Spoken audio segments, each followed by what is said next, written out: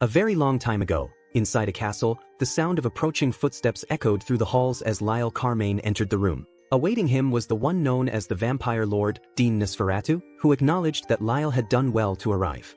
Lyle drew his sword, recognizing that this was where Nosferatu had been all along. Nosferatu studied him in silence, noting how unrefined Lyle appeared for an adventurer, though he also observed the remarkable quality of the holy blade in Lyle's hands. Nosferatu had already anticipated this moment and had made his preparations. He let out a mocking laugh, belittling Lyle as nothing more than an underling of the Elysium Temple, pointing out his trembling and ridiculing him for not living up to the image of a hero. Lyle stood there, stunned. Nosferatu continued, criticizing the way Lyle held his sword and his poor stance, questioning how someone like him could possibly defeat a superior demon lord like Dean Nosferatu. Dean then urged Lyle to step forward, declaring that he would face him with his full strength. Lyle's hands trembled as he gripped the sword. Dean noticed and questioned his fear. Lyle muttered under his breath before suddenly snapping, throwing the sword away. Frustration poured out of him as he demanded an end to what he saw as a ridiculous act, questioning the situation and pressing Nosferatu for answers, insisting that the entire scenario be stopped. He then questioned why he was the one who had to carry out the killing. Dean paused, letting out a quiet sigh, urging him to stop breaking down. Dean instructed him to pick up the sword and repeat the actions as they had practiced. He made it clear that what had been decided could not be undone. For Lyle to gain recognition from the Elysium Temple, he, as the village chief, had to be the one to defeat the superior Dark Lord who bore the titles of Lord of Nosferatu and Vampire Lord. Lyle reacted with anger, challenging the title of Vampire Lord and pointing out that Dean had never even consumed blood. Dean responded calmly, urging him to settle down. Dean had never claimed to be a vampire. However, it was undeniable that he was not human. Even he could not explain his own origin. At some point, he had simply come into existence and wandered the world. His blood carried an overwhelming amount of magic power, far beyond that of any human, drawing in the magic that flowed through the world itself. Because of this, he neither aged nor succumbed to illness. Through his own experiments with magic and his blood, others had come to label him as a vampire. Dean recalled the time when villagers urged one another to drive him out of an abandoned house within their territory, suspecting that he was a vampire.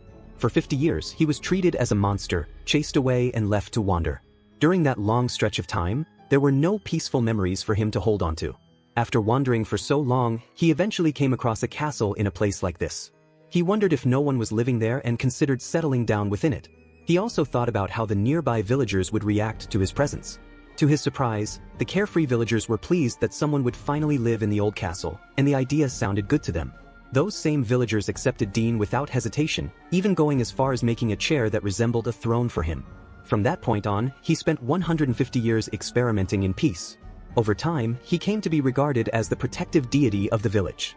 It was clear, as Lyle recognized, that Dean had never done anything harmful. He had always been their protector, a father-like figure who never aged. To them, he was family, their lord, and also their teacher. Lyle could not understand why Dean needed to die. Dean urged him to stop breaking down, reminding him that he was the first son of the village head. All of this had only come to pass because of the disease.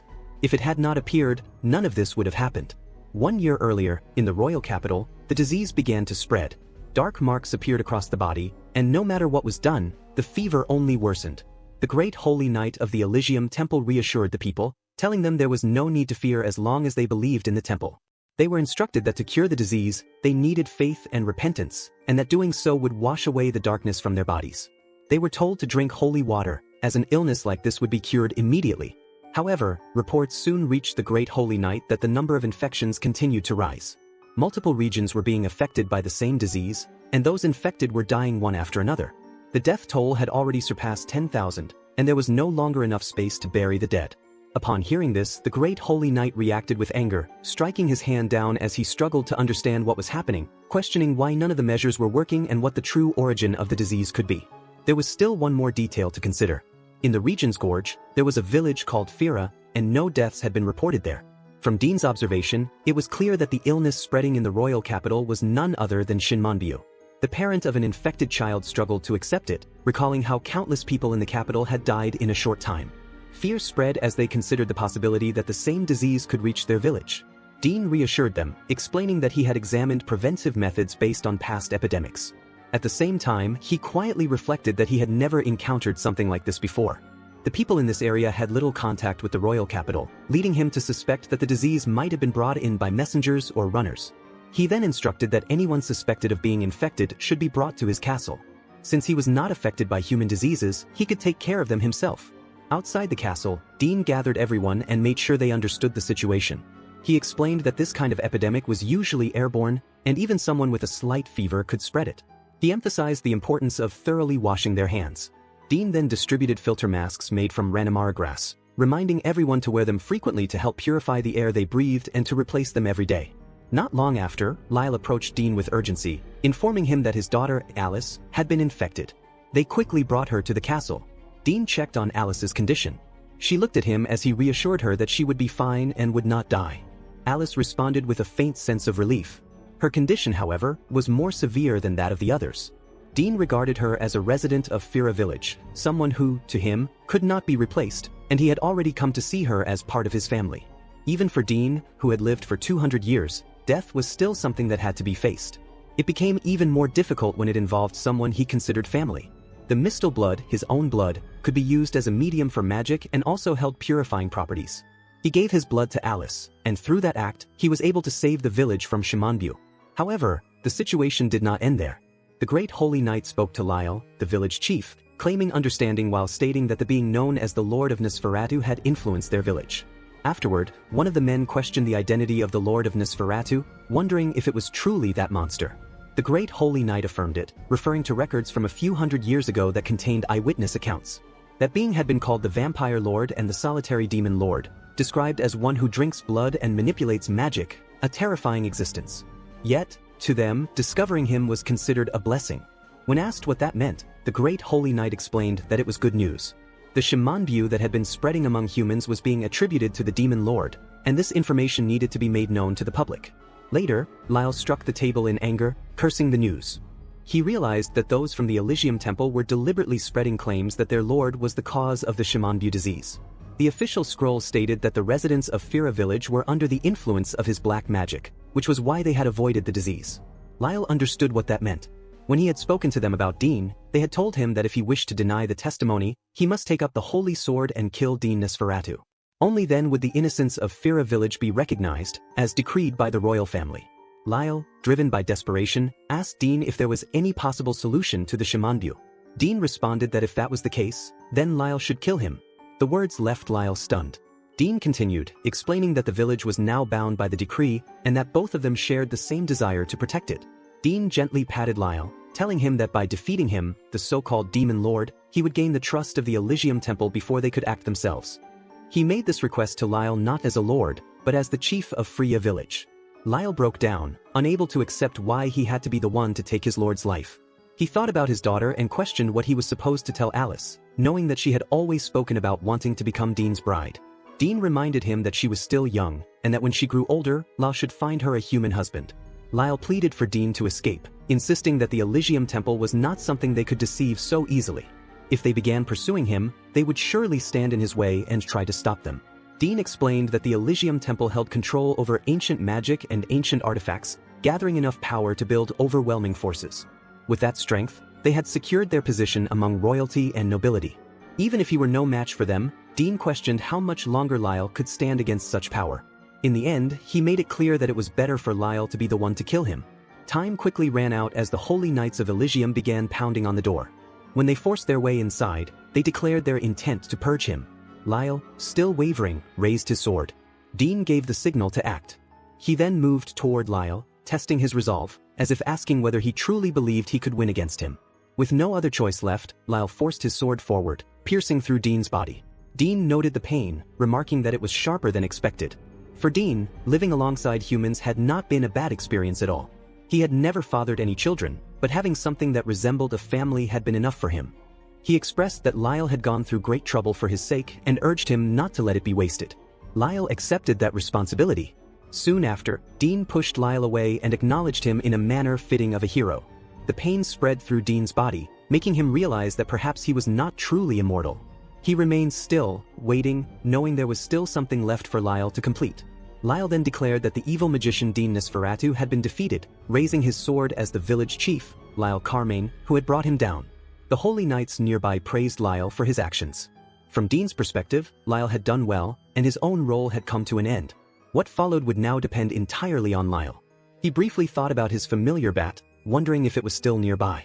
He had anticipated an outcome like this and had prepared a backup plan, intending to transfer his soul into the bat. His body began to give way as he collapsed, realizing that things were not going as expected. He had not thought death would come this quickly, and he was unable to carry out the transfer of his consciousness. It seemed that he had failed. He had not managed to conceal his existence, and in the end, he had been discovered by a powerful organization, leading to this outcome. There was a lingering thought that he had failed again. If only he had revealed himself to more humans earlier, perhaps Lyle and the others would not have been dragged into this situation. With those thoughts, Dean closed his eyes, ready to depart.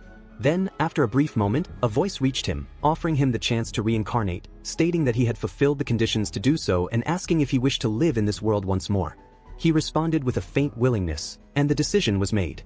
The voice began to fade, though it was unclear whether it was the voice itself or Dean's consciousness that was slipping away. It was said that he would be reincarnated as a human, marking a continuation rather than an end.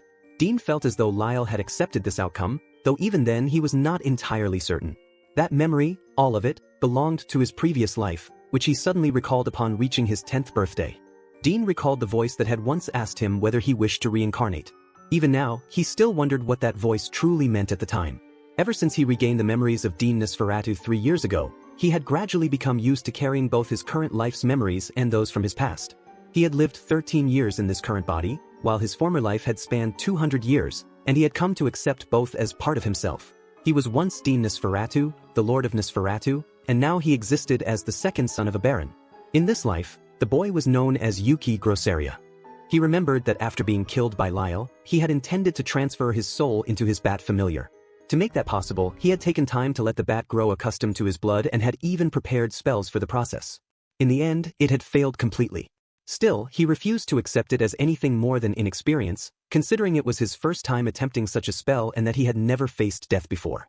He accepted that failure was unavoidable. After the spell had failed, he heard that voice, and then his consciousness faded. When awareness returned, he had been reborn as a human. Curiosity remained as he wondered who had reincarnated him and how much time had passed since then. The territory of the Baron where he now lived was far from the royal capital, a place that could only be described as the countryside. The head of the Grosseria family had taken him in as an illegitimate child. George Grosseria was his father, with Zeros as the elder brother and Rumia as the younger sister. Including him, Yuki, there were 4 members in the family. Yuki was not born from the late legitimate wife of the household, and because of that he held no right to inherit. This left him needing to decide his future path, whether to choose a school upon leaving or to become an adventurer. Before making that choice, he recognized that he first needed to understand humans more deeply. Reflecting on his previous life, Yuki realized that he had failed to fully integrate into human society. Before settling in the castle, he had been driven away as a monster. Later, he became the guardian deity of Fira village, and in the end, that path had led to his death. At present, he was not entirely human. His abilities from his previous life still remained within him. His blood was still Mistal blood, and as he continued to grow, there would come a time when he would stop aging altogether. This time, he resolved to live while pretending to be human. As a child, he would have the chance to study many things, and by the time his aging stopped, he would have learned enough to blend naturally into human society. Yuki decided that he would use his magic to achieve that goal. Not long after, a small and rather cute bat appeared at his window. Yuki wondered if it had come from the mountains. Thinking about it, bats had always been drawn to him, and because of that, he had once been labeled as the Lord of Vampires. Yuki picked up his dagger, feeling that the timing was right. He turned his attention to the bat, considering whether it would take part in an experiment. He made a small cut on his index finger, letting a bit of blood flow, knowing that it was Mistal blood filled with magic power. He then offered it to the bat, understanding that if it drank the blood, it would become his kin and gain wisdom. The bat moved forward and licked the small drop of blood from his finger. Almost immediately, the bat experienced a change and reacted with visible excitement. It expressed its gratitude for the encounter and for receiving a portion of that power, now able to speak as a result. The bat lowered its head, showing its willingness to be useful and serve. Yuki acknowledged this, noting that he himself had only recently begun to awaken to his abilities again. Those who received his blood had the potential to become his valet. However, it required agreement from both sides, making it less of a forced control and more of an exchange, where he would grant a portion of his power in return for assistance. Yuki mentioned to the bat that it might be a little early and wondered if there was a place where they could test magic. The bat suggested a mountain where it lived and cautioned that they needed to be careful, as monsters occasionally appeared there. Yuki asked what kind of monsters could be found. The bat described creatures such as dark bears, night screech birds, and rage rabbits. Yuki considered it and concluded that if it was only those, then it would not be a problem. Just outside his room, the sound of small footsteps approached. Rumiya stood at the door and knocked. She had come to tell him that it was time to eat, taking it upon herself instead of leaving it to Martha. Yuki wondered if she had once again come all the way from the main building and reminded her that Zeros had told her not to wander off like that. Rumiya explained that she wanted to check on how Yuki had been as they made their way to the dining hall. Rumiya spoke first, going over her daily routine. She would wake up in the morning, eat breakfast, and prepare for school for the common folk, spending time reading a few books. Yuki then shared his own routine, describing how he had been taught swordsmanship by their father before Zeros took over the training. After lunch, he practiced using a wooden sword, and that had been his day so far. As Rumiya listened, she began to feel uneasy and remarked that Yuki should be more considerate of a woman's feelings. When Yuki asked if she was upset, she quickly denied it. Yuki then extended his hand, offering to walk with her. Rumiya accepted, and they continued together.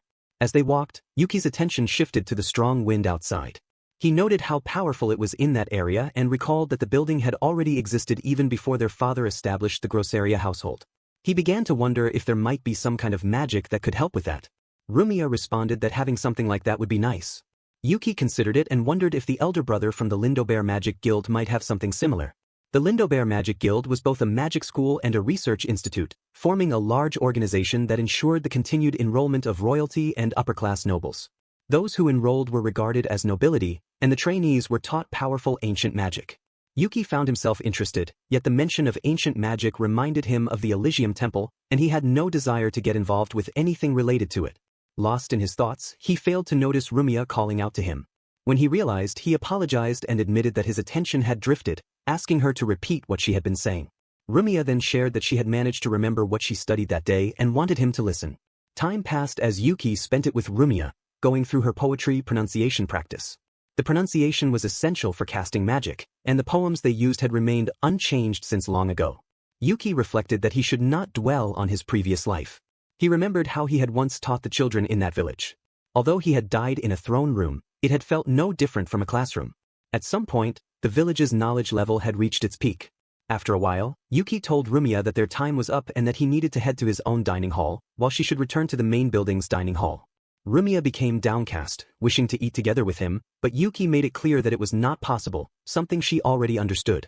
Nearby, another voice intervened, pointing out that such behavior was inappropriate. It was stated that it was troubling for someone like Rumiya to act selfishly, and that she should be mindful of her place, as position was important for those involved in magic.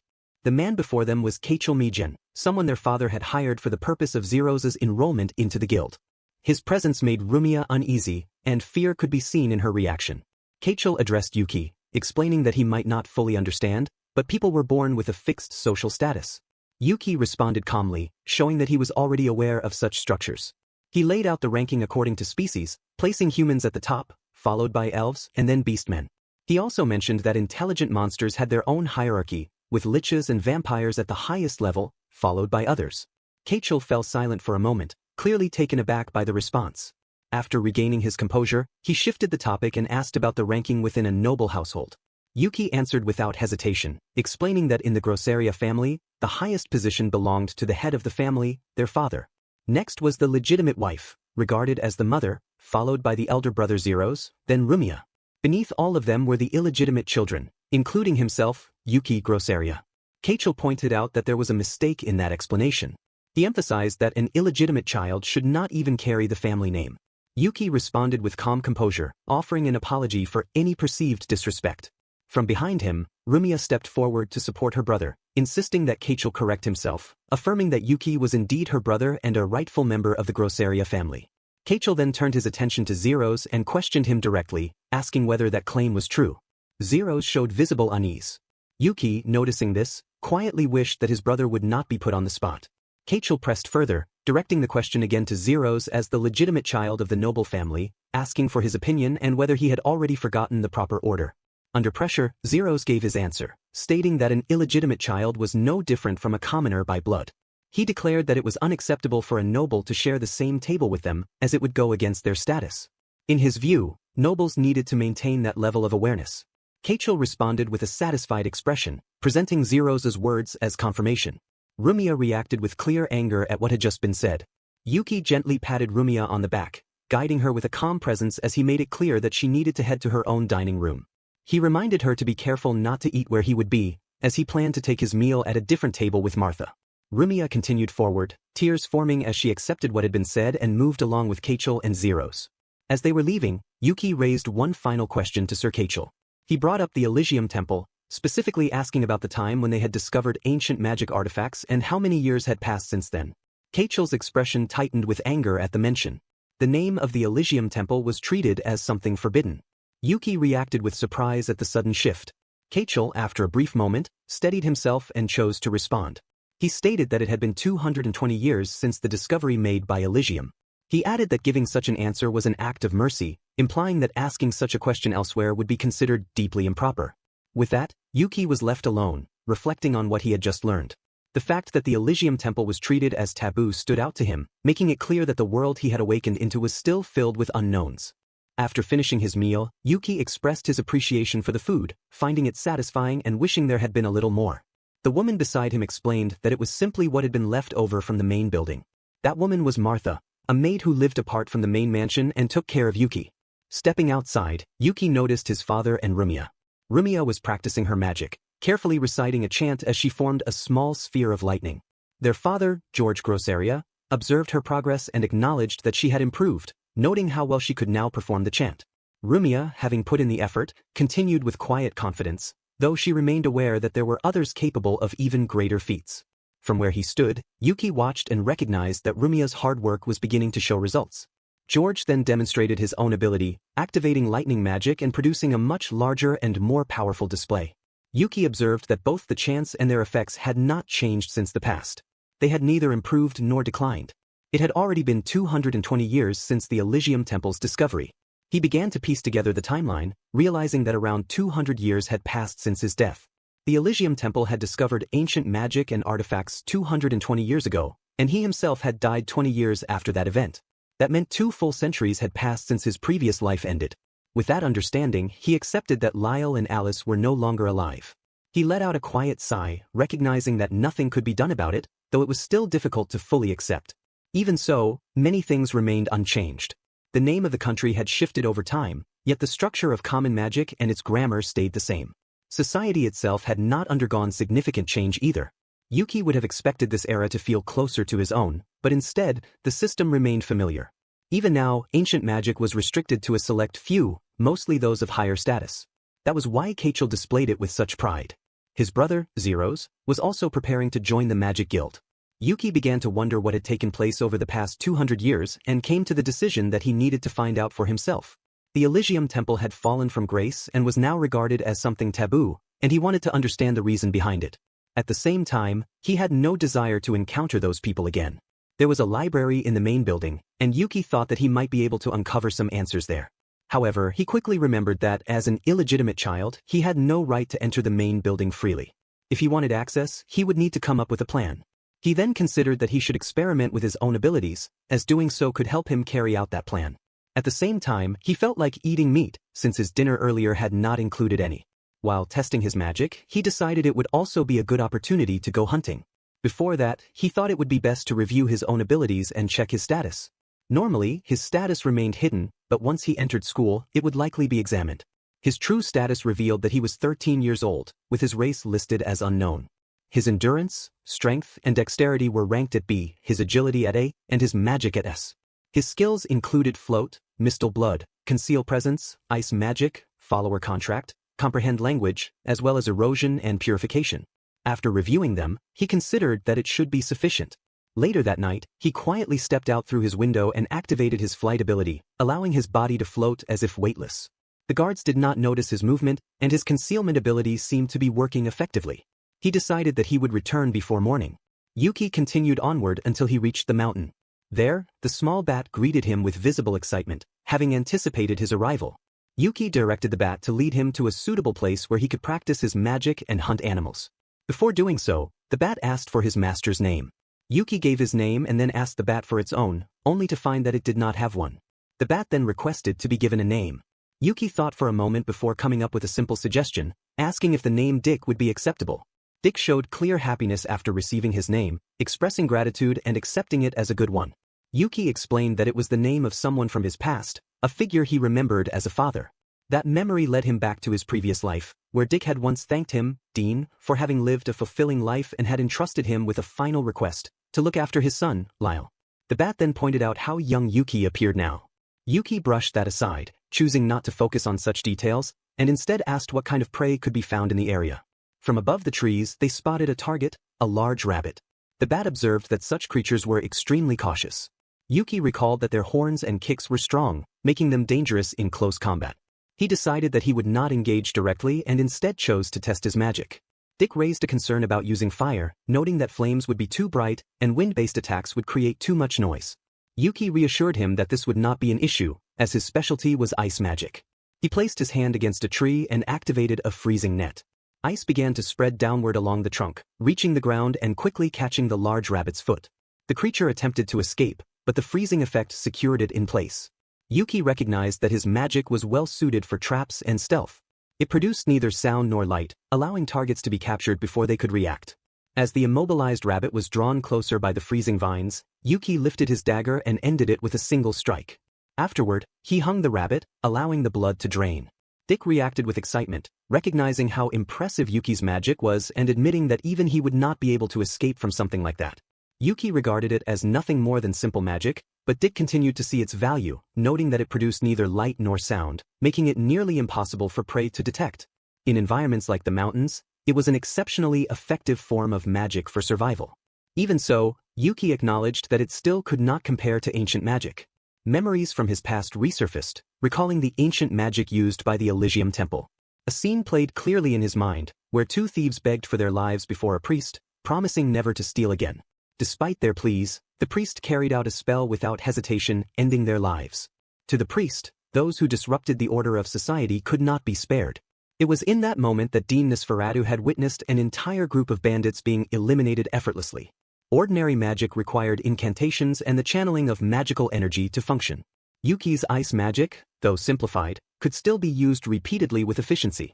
Ancient magic, however, was on a different level. It could be cast in succession without even consuming magic, and those who wielded it were known for their relentless combat ability. That was the reason why, in his previous life as Dean Nosferatu, he had chosen not to oppose the Elysium Temple. Yuki reflected that if he had possessed greater power back then, Lyle would not have been forced into the position of having to kill him. In this generation, ancient magic was controlled by the Magic Guild. From what he had seen, especially through someone like Kachel, it was an organization Yuki had no desire to become involved with. His thoughts were interrupted when Dick called out, informing him that his allies had located another large rabbit. Yuki paused at that, questioning the mention of allies. Dick explained that after speaking about his master, many others had shown interest in joining. Looking up, Yuki saw numerous bats flying above him. A small smile formed as he found the sight impressive. Dick expressed his intention for the others to understand just how remarkable his master was. With excitement, Dick shared that his allies were familiar with everything happening across the mountain. If Yuki wished to take control of the area, all he needed to do was give the word. Yuki reached out and gently patted Dick, expressing his appreciation for his reliability. Dick felt honored to receive such acknowledgement. With this, Yuki realized that he now had full awareness of the mountain's movements. The timing felt right, and he began to consider the mountain as his base of operations. He then instructed Dick to select a few bats to serve as direct contacts. If there were monsters too strong for Dick to handle, or if hostile forces or intruders appeared, they were to report it to him.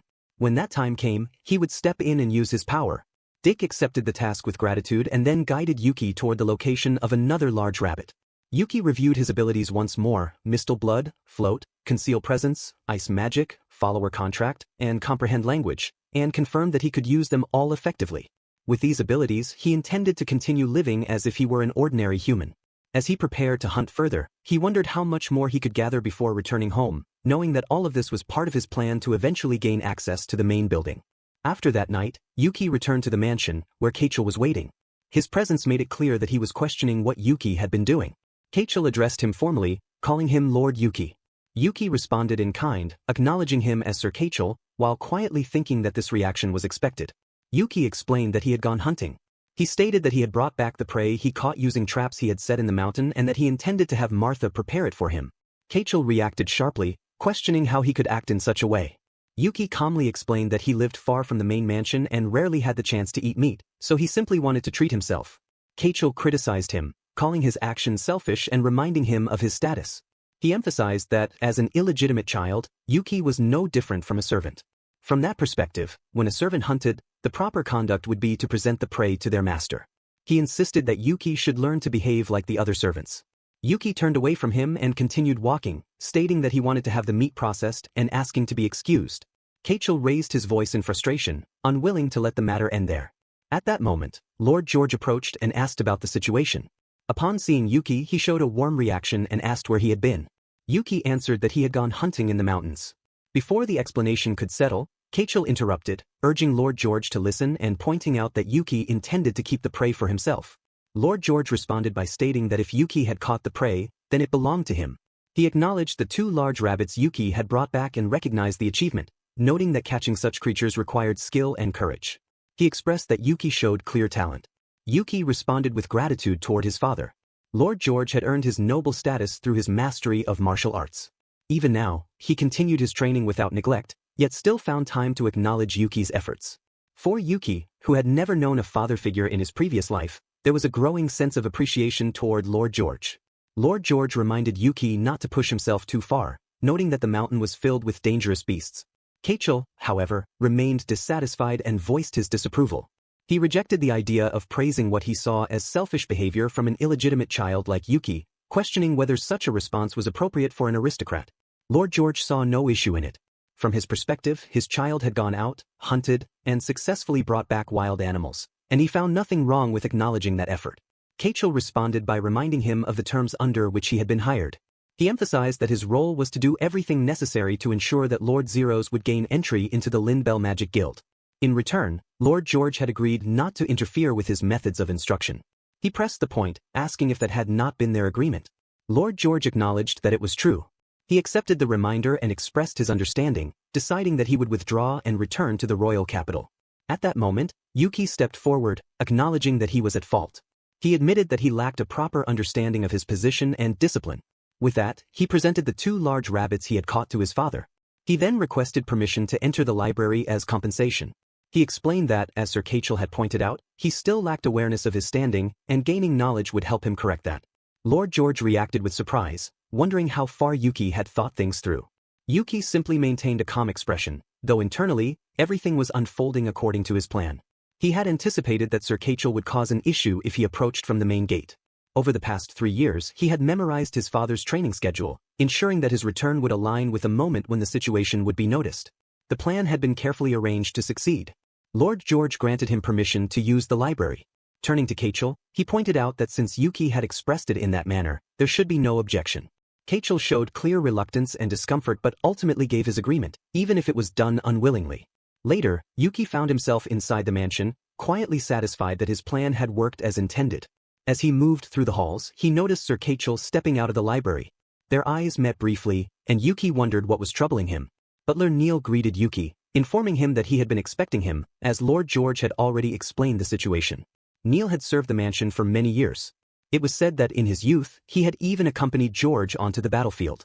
Yuki asked whether Kachel had been there moments ago.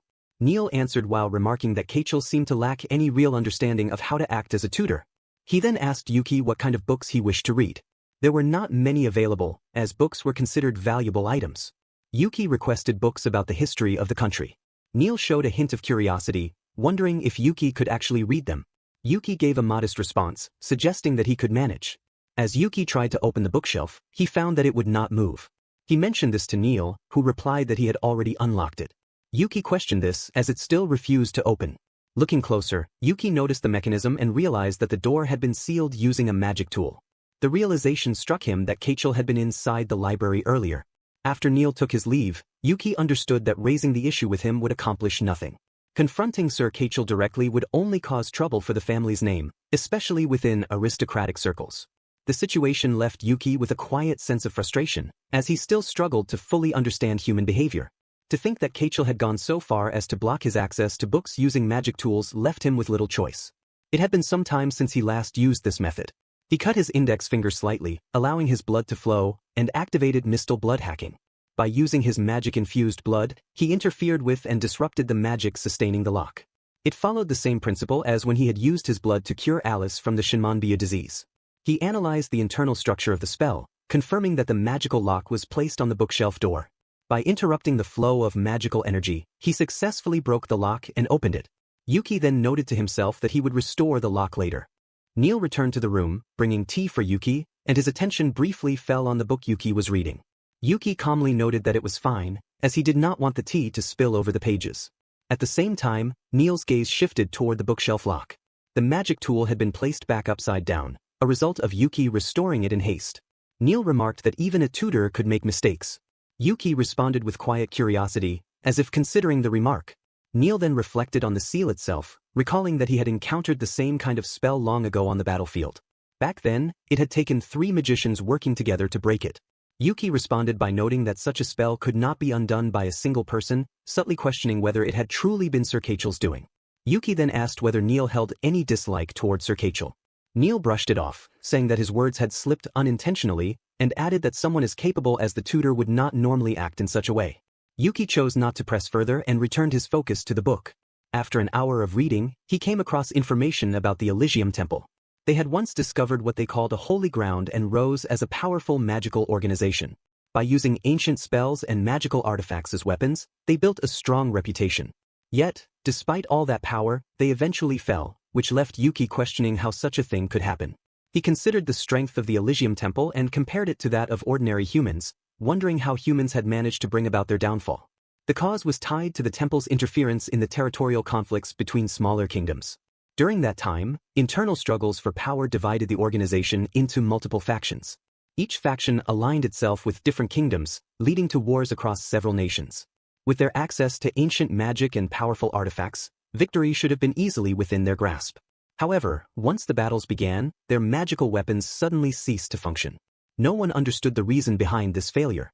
Even so, the nations involved continued their campaigns without withdrawing. By the time the wars ended, resentment toward the Elysium Temple had grown. Having become the target of everyone's anger, the Elysium Temple was ultimately destroyed. Most of the magical artifacts they once possessed disappeared without a trace. Yuki lay in bed, deep in thought. He imagined that the people of this era would have replicated magical items and built a more comfortable way of living. Things like tools that could produce warm water with a simple turn, or blankets that could keep a person warm through the night. To think that such valuable items, like a holy sword, could be destroyed during excavation felt pointless to him. From his perspective, that seemed even more troublesome for humans than the existence of the Lord of Nosferatu. In the end, he found no records about Fira village.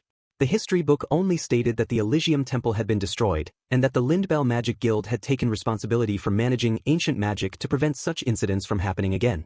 The image of Alice surfaced in his mind.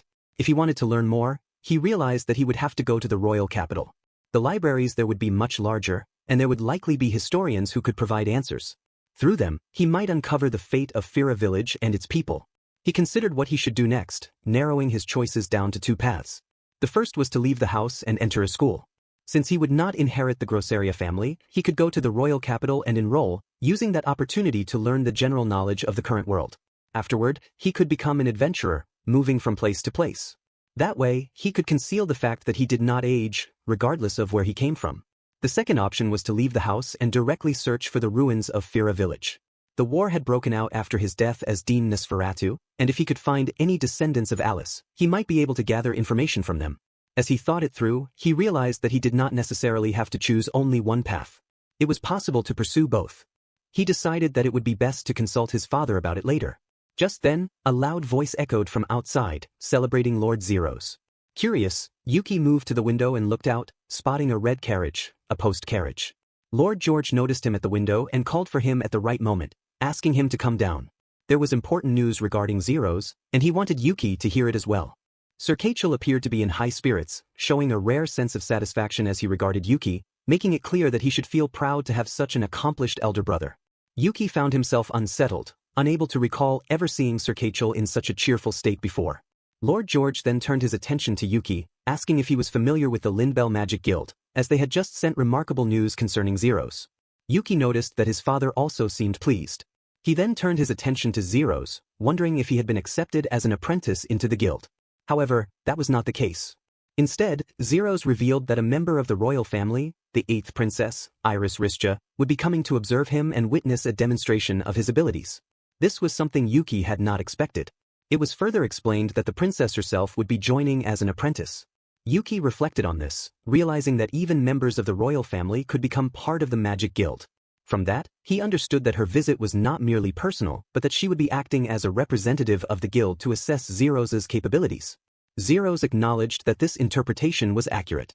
In Yuki's mind, he recalled how Sir Kachel had often spoken in a similar tone before. Still, he questioned why someone of royal status would come all the way to a baron's estate. Kachel, filled with pride, attributed this opportunity to his persistent efforts in sending letters of recommendation. He made it clear that such results could not be achieved without the proper level of ability, emphasizing that Zero's possessed the necessary magical aptitude. For anyone seeking to become an apprentice in the Magic Guild, which governed ancient magic, a high level of talent was essential. The princess herself had earned her place due to her exceptional aptitude and was now responsible for conducting the evaluation. Zero's regarded the situation as something uncommon, while Kachel maintained that the purpose of the visit was to fully assess the extent of Zero's abilities. Kachel paused, casting a glance toward Lord George before shifting his attention to Yuki. He pointed at him and made it clear that he was to remain at home and not go anywhere on the day the Royal Highness would arrive. Yuki showed uncertainty at the instruction. Kachel continued, insisting that someone of Yuki's status should not appear before a member of the royal family. He went further, emphasizing that Yuki should not leave at all, speaking in an extreme and dismissive manner. Both Zero's and Lord George reacted with surprise, questioning whether he was serious. Kachel brushed them aside, telling them to remain quiet. He then turned to Zero's and pressed him to repeat the same message to Yuki. Zero's hesitated, but Kachel pushed further, questioning whether someone who could not even make his own younger brother listen could truly master magic. He even suggested presenting Yuki before the Royal Highness, using the remark to provoke Zero's. Kachel's words were meant to undermine him, placing Yuki and Zero's on the same level while emphasizing Yuki's status.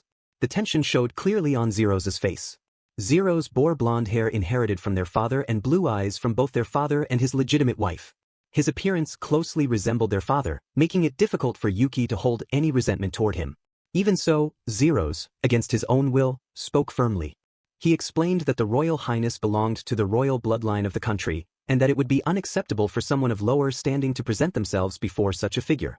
Kachel urged him to be more direct, pressing him to make it clearer what Yuki should do. Zero's continued, stating that Yuki, born from a commoner encountered by their father on the battlefield, had no place in the presence of the Royal Highness. He then raised his voice, making it absolute that Yuki must remain in his room on the designated day. Yuki responded with a calm smile, accepting the instruction without resistance. Within his thoughts, however, he had no interest in becoming involved with the royal family or the princess. To him, they were figures who sent adventurers to fight the Demon King while offering little in return. He remembered how individuals claiming to be heroes had once come to his place in the past. Yuki recalled a memory from his past life, where a female adventurer had once come to his place and collapsed from exhaustion. He had given her food and reassured her that he meant no harm. After that encounter, she worked diligently as a guard for Fira village, and she eventually became known as Lyle's grandmother. Back in the present, the memory brought a sense of nostalgia to Yuki, and with that feeling, he made his intentions clear. He reassured Zero's that there was no need to worry. On the designated day, he would keep his curtains closed as requested, ensuring that the Royal Highness would not see him. He further added that if Zero's still felt uneasy, he could simply stay at a town inn for the night or even leave for a short journey with their father's permission. Lord George reacted with a sense of regret, expressing discomfort at the situation. Even if it was for the sake of rising within the aristocratic ranks, hearing his own son speak in such a manner weighed on him. Yuki, however, did not fully understand his father's reaction. Zero's clarified that his instruction had only been for Yuki to stay out of sight on the day of the examination. The mention of staying at an inn or leaving on a journey came across as unnecessary and carried a tone that felt misplaced. Yuki showed confusion, as that had not been his intention. In truth, Yuki had been trying to support his brother. Having lacked a proper family in his previous life, he valued the presence of an older sibling. Wanting to remove any misunderstanding, Yuki decided to make himself clearer. He stated firmly that he had no interest in the Magic Guild or in the Royal Highness, as he was already content living within the barony. He had no desire to place himself in a situation where he might encounter her and only wished to be of use. His words carried a weight that unsettled the atmosphere. He then explained calmly that if he were to meet the Royal Highness, there might be expectations of etiquette that he had yet to learn, which could lead to mistakes. Such an outcome could reflect poorly on them and cause embarrassment among other nobles. Zero's listened, holding back his reaction. Yuki continued, stating that he held no attachment to ancient magic. The fall of the Elysium Temple itself showed that power alone was not the solution to everything. With that in mind, he made it clear that he would not cause any trouble on the designated day and that he would simply hope for Zero's success in joining the guild. At that point, Zero's reacted strongly. He focused on the implications of Yuki's words, questioning the meaning behind them. The remarks about taking chances, being useful, and avoiding becoming a laughingstock led him to feel as though he was being looked down upon. He began to question whether Yuki was implying that he was not worthy of entering the magic guild. Yuki was taken aback, unable to understand how the situation had escalated in that direction. Zero's continued, asserting that as an illegitimate child, Yuki should already be grateful for being allowed to stay within the mansion, yet still seemed to look down on him. Lord George stepped in, telling Zero's to stop and making it clear that there was no way Yuki had intended his words in that manner. Zero's reacted, his composure shaken. Zero's then expressed his desire to demonstrate his strength to Yuki. Lord George questioned this intention, but Zero's insisted that he wanted to prove the power of ancient magic and show just how strong he had become. At that point, Sir Kachel spoke up, addressing Lord George with a request. He reasoned that since Yuki likely did not understand the true value of ancient magic, it would be necessary to properly instill that understanding in him through demonstration, especially to ensure that he would not act improperly within aristocratic society. Zero's continued to press the matter, appealing to his father. Lord George accepted, stating that he would personally assess Zero's strength. He then ordered for his practice sword to be brought, deciding that Zero's would face him in a mock battle.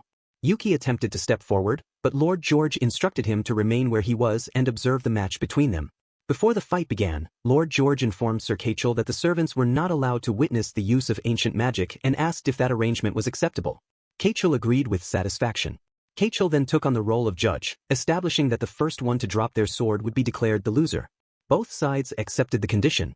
The match began. Zero's moved first, drawing a rune in the air as he activated his magic. As Yuki observed, he noticed that the casting felt different from the magic he had known before, as if something about it could not be perceived in the usual way. Nearby, Kachel watched with approval as Zero's completed his casting. With enhanced speed, Zero's surged forward toward Lord George. Both Yuki and Lord George were caught off guard by the sudden burst of speed. Zero's sword strike forced his father to step back. With ordinary magic, the most it could do was slightly enhance strength, only by a small margin. Considering the difference in their physiques, the force behind Zero's attack was clearly far beyond that, showing a level of power that surpassed normal expectations. As the exchange continued, Lord George acknowledged the quality of Zero's movements, recognizing the results of his training. Zero's affirmed that through ancient magic, he could now stand on equal footing with him. He then turned his attention toward Yuki, making it clear that this was the power he had gained. While observing, Yuki reflected that such power was not something easily understood. With abilities like that, Zero's would undoubtedly rise to a higher position within the Grosseria family. From Yuki's perspective, his brother clearly held the advantage in both strength and speed. The only reason their father could keep up was due to his extensive combat experience. At that moment, Yuki understood why the Linbell Magic Guild had taken control over ancient magic. It was simply too powerful and too dangerous for the general public to handle. This, then, was ancient magic. Even so, Yuki could not grasp its underlying theory or the method of its casting. There was a strong possibility that ancient magic functioned through an entirely different language. As he continued watching, Yuki carefully observed his brother's finger movements, committing them to memory. He resolved to study them further and attempt to understand them on his own. Yuki traced a rune across his palm, and in that instant he felt something unfamiliar surge through him. The sensation startled him as heat spread across his limbs, and a powerful force rose from deep within his body. It felt as if he was returning to his former self, the Lord of Nosferatu, Dean Nosferatu. Realizing the danger of what was happening, he understood that remaining there would be a mistake. He quickly apologized to both his brother and father, claiming that he felt unwell, and immediately left the scene. Lord George showed concern for his condition, while Zero's called out after him. Zero's pursued him, intent on making him stay and witness his strength. Yuki questioned why he was being chased, especially with Zero's using enhanced speed. Yuki knew he could not afford to be caught. In response, his own speed increased. Zero's was caught off guard by the sudden burst of speed, unable to keep up despite his enhancement.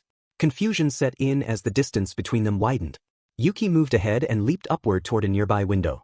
By the time Zero's reached the spot, he could no longer find him. Yuki had already disappeared from sight. Now alone, Yuki looked down at the rune on his palm, still unable to believe what had just happened. He had managed to activate ancient magic, even though all he had done was draw the crest using his own blood. Later on, Sir Kachel noticed that Zero's seemed unsettled and questioned the reason behind it. Zero's admitted that he had been unable to catch up to Yuki and began to wonder if Yuki had also used magic. Kachel dismissed the idea, stating that it was impossible. Ancient magic relied on predetermined spells and chants, and its use required a continuous flow of internal magic power. Without proper instruction, it could not be used. Even so, Zeros remained unconvinced.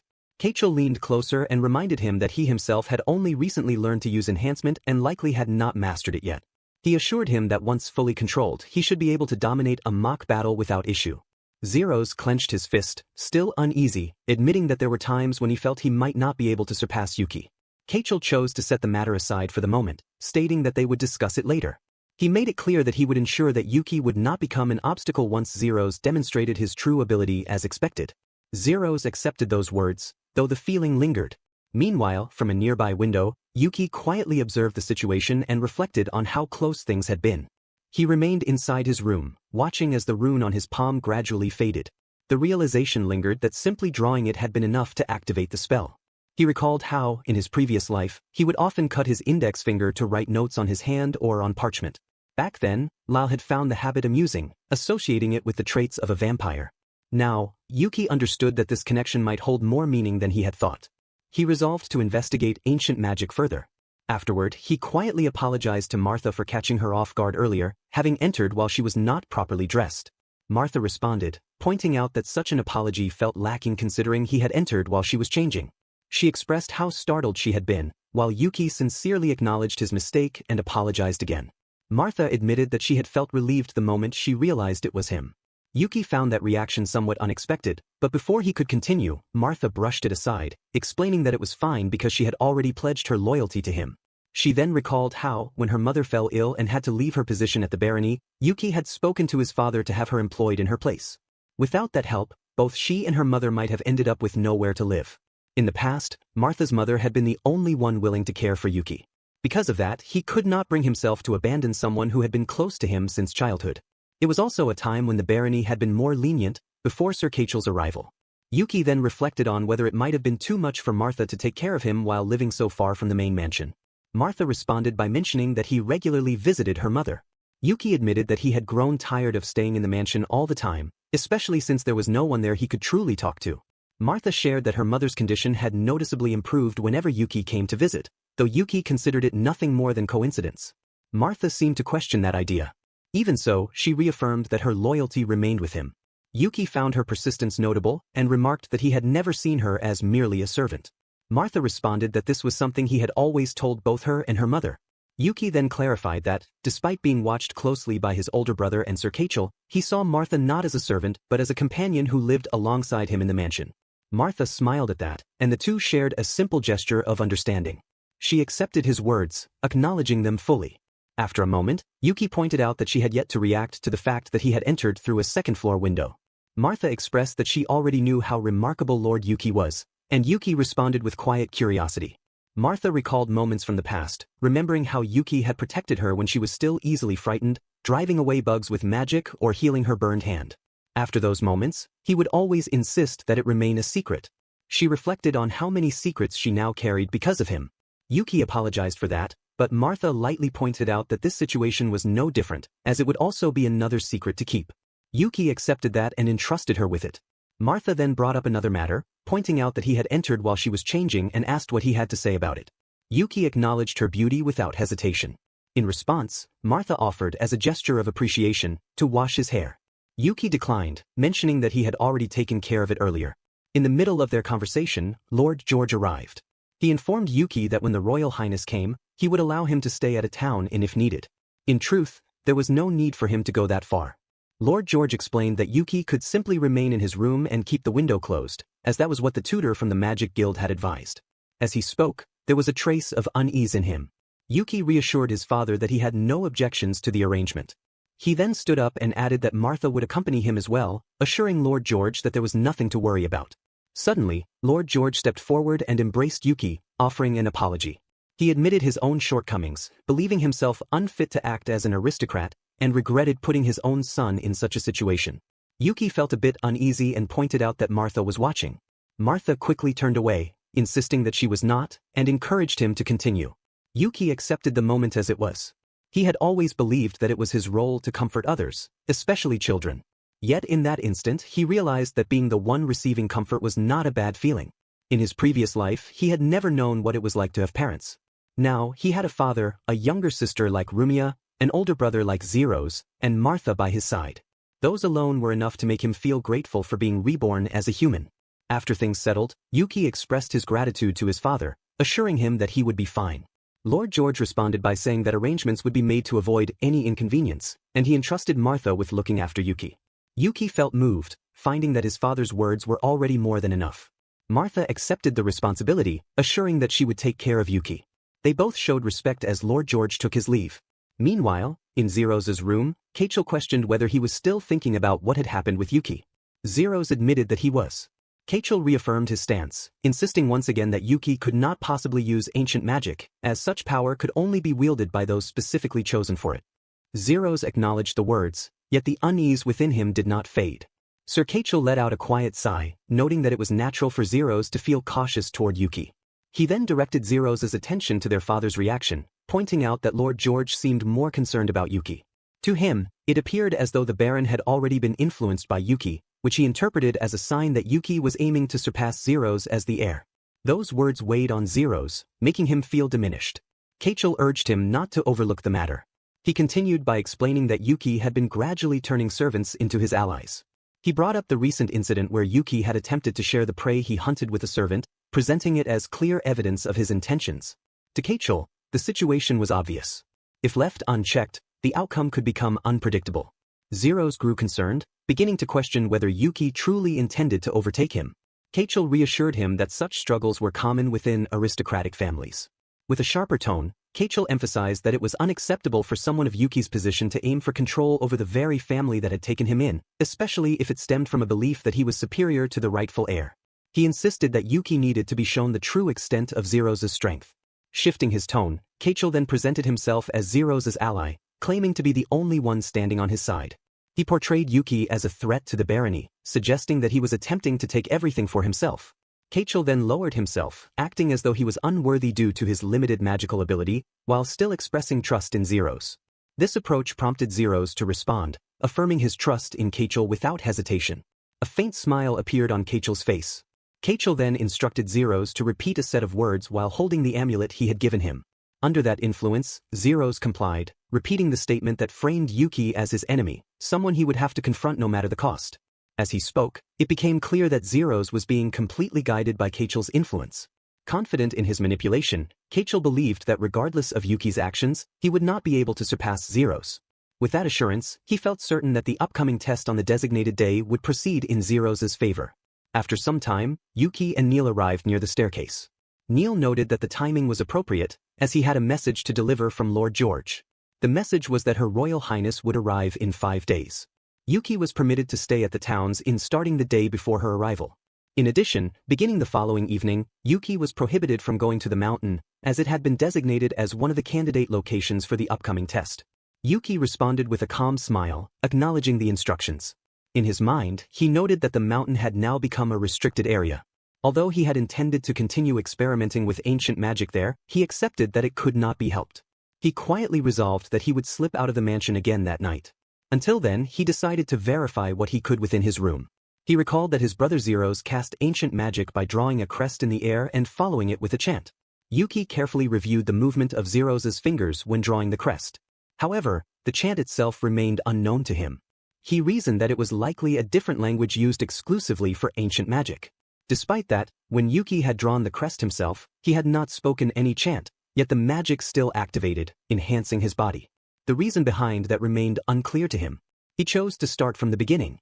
In this world, there existed general magic and ancient magic, the latter discovered by the Elysium Temple. The differences between them lay in power and the consumption of magical energy, with ancient magic being roughly 3 times superior in both aspects. His brother Zeros, after using a boosting spell, had been able to fight evenly against their father, a seasoned warrior. When Yuki reproduced the same crest, his own body had felt lighter. The question that remained was why his magic had activated in such a way. To test this, he decided to try using parchment. He first drew the rune with ink, but nothing happened. There was only silence. Next, he prepared to use mistal blood, the same method he had used before. This time, he planned to draw the rune using his own blood through the pen. After a few seconds, the magic activated. Yuki felt his body grow lighter, and his movements became faster. He considered jumping, but before he could act, the effect faded. The duration had been around 10 minutes. Once the magic within the blood was used up, the crest also disappeared. By observing the crest, he could tell how much time remained. Meanwhile, the blood he had drawn on the parchment showed no reaction at all.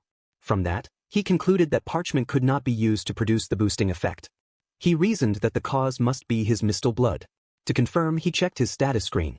The moment he saw it, he was surprised to find that he had gained an additional skill. He tried to understand what it meant, as he had never possessed a skill related to ancient magic before. In his previous life, he had never used ancient magic. At the time of his death, he had been pierced by an ancient item, the Holy Sword. He began to consider whether that event was the reason. His blood was part of his body. When he died in his previous life, the Holy Sword had been covered in his blood. That meant he had been connected to an ancient item at the moment of death. Because he was reincarnated while still linked to that item, it suggested that he had gained an aptitude for ancient magic. Yuki found the idea intriguing. Right after his reincarnation, he had assumed that humans of this era would have studied ancient items and built their society around them. However, that had not happened. Ancient items had disappeared due to wars, and now ancient magic was controlled by the Magician Guild. Even so, he considered that if he mastered ancient magic, he might be able to create a culture that would make the world more comfortable. Yuki pulled himself back from those thoughts, deciding it was enough. He dismissed the idea, seeing it as delusional. In his previous life, he had been known as the Frontier Demon King, but now he was only an illegitimate child of a baron. He kept his expectations low. His true intention was simply to understand humans and learn to live as one of them. He left the affairs of the human world to humans. As he lay on his bed, loud voices reached him from outside. Rumia sounded excited, speaking about how Yuki had caught rabbits and how the evening's meal would be his cash. Martha's voice followed with clear admiration, expressing that Yuki was impressive and that the food would surely taste good. Yuki thought to himself that if Rumia and Martha did not lower their voices, Sir Kachel would become irritated. Yuki felt content with that. He had been reincarnated into a family. Being treated as the illegitimate child of a baron was enough for him. He was no longer feared as a demon lord. He was simply an ordinary master magician. All he wanted was to enjoy a quiet life and have meat to eat every week. In his mind, he wished for his previous life to remain in the past. Later that night, Yuki had planned to head out at midnight, but he overslept. He had eaten too much of Martha's pancakes before going to bed and ended up in a deep food coma.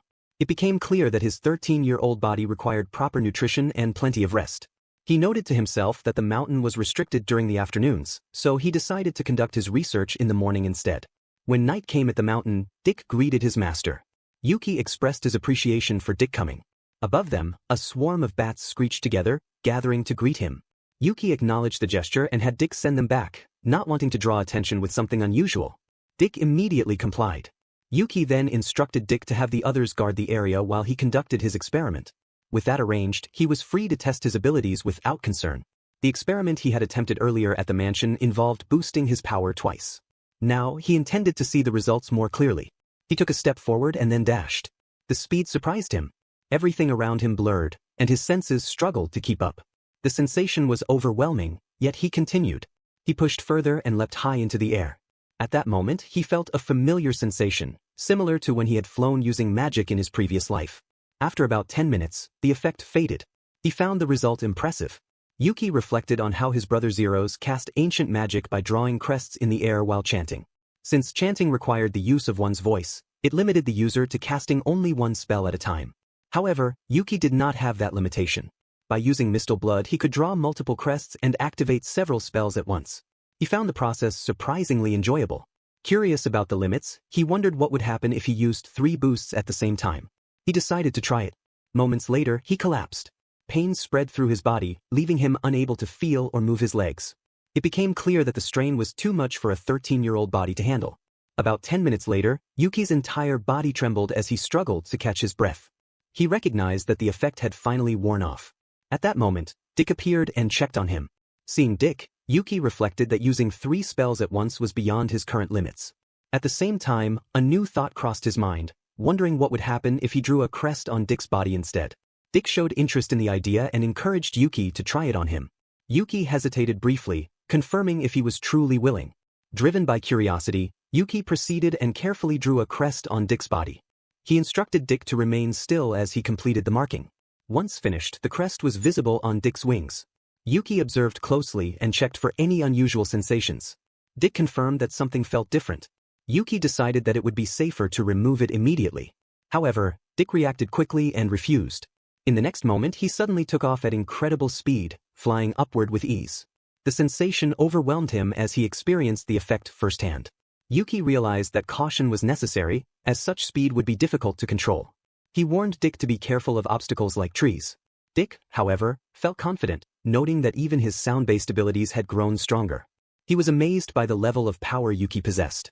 Watching this, Yuki reflected that even the other bats could make use of ancient magic in this way. That meant the Magician Guild was handling this kind of power freely. To Yuki, ancient magic was something truly dangerous. In the end, he believed that regardless of the Magician Guild, commoners were better off focusing on general education. Magic should remain a hobby, as going beyond that carried too much risk. After some time, Yuki decided to return home, realizing he was already late for breakfast and that Martha would likely be upset. He thought about the meal waiting for him, expecting it to include syrup from the previous day, which would pair well with bread. As he prepared to head back, looking forward to breakfast, Dick suddenly informed him that there were people nearby. That immediately caught Yuki's attention. Dick detected the presence of people fighting against a wild beast. Yuki found the situation troublesome and asked what kind of creature it was. Dick identified them as dark bears. Yuki considered it the natural result of entering the mountain unprepared and accepted that nothing could be done about it. To him, they were simply reckless travelers, and their situation did not matter to him at all. However, Dick questioned that view, noticing that Yuki was already moving quickly, even increasing his speed further. Yuki reasoned that it could not be ignored, as the mountain might serve as the site for his brother's upcoming test. He considered the possibility that the presence of casualties could lead to the test being postponed. That thought unsettled him. If such a thing happened, Sir Kachel would likely become even more displeased. The idea alone was enough to make Yuki uneasy. He then asked Dick to point out where the group had entered the mountain without preparation. Meanwhile, at the scene, a knight was severely injured as he faced a dark bear. Despite his condition, he urged the princess to retreat, recognizing that confronting such a beast was beyond their capability. The dark bear let out a powerful roar. The princess hesitated, clearly troubled by the idea of leaving the knight behind. The knight grew frustrated, recalling how others had assured him that the mountain was safe and free of dangerous beasts. He also realized that the map they had relied on was completely useless. Even so, the princess stepped forward, focusing on finding a way to break through the situation. The knight accepted this and resolved to act as a distraction, allowing her to use her magic. With that decision made, the knight forced himself to stand and charge toward the bear, positioning himself as its opponent. Behind the knight, the princess focused as she continued her incantation. Despite his injuries, the knight managed to land a solid axe strike against the bear, causing it to roar in pain. Sensing the timing, the princess signaled for him to retreat, and the knight stepped back without hesitation. With that opening, the princess released her spell. The ancient magic, an Ifrit flame blast, struck the bear directly. Flames engulfed the creature as it roared under the impact. The knight observed that the attack was effective and endured, trusting the princess to continue. She remained focused, maintaining her effort. Moments later, the dark bear weakened, collapsed, and finally fell. The knight stayed alert, aware that the situation could still be dangerous. As he spoke, the princess interrupted him, having detected the presence of more beasts nearby. She then took out a letter that had described the test site as S-ranked in safety. The presence of a level C dark bear did not match that description, leaving her uncertain about the situation. Without delay, she decided that they needed to leave, planning to treat the knight's injuries along the way. Suddenly, the knight cried out, drawing her attention. The princess turned and was met with the sight of two dark bears appearing without warning. One of them immediately attacked, its claws striking her and sending her crashing into a nearby tree. The impact left her in pain. As she struggled, she saw one bear approaching her while the other shifted its focus toward the knight. At that moment, her voice failed her, preventing her from casting magic. The knight, unable to intervene, could only watch as the bear prepared to strike. Fear spread through her body as she realized she still had something left unfinished. Then, in an instant, her body vanished from where she lay. She heard a voice, calm and steady, noting that the mountain was filled with beasts and that it was dangerous to come unprepared. When she opened her eyes, she found herself held in midair, facing Yuki. The princess found herself wondering about the young man who had just rescued them, questioning who he was and whether he had been using a boosting effect. Yuki explained that the dark bears were currently in their breeding season and advised that getting close to their territory was dangerous. If encountered, the only option was to retreat immediately. As she listened, the princess realized that Yuki was able to carry her at high speed while still maintaining his boost. Soon after, he landed and carefully set her down. Yuki then noted that it might already be too late, as the dark bears had been provoked. He turned his attention to the bats and confirmed that he was fine before directing them to assist the knight. Without hesitation, the bats swarmed toward the other bear.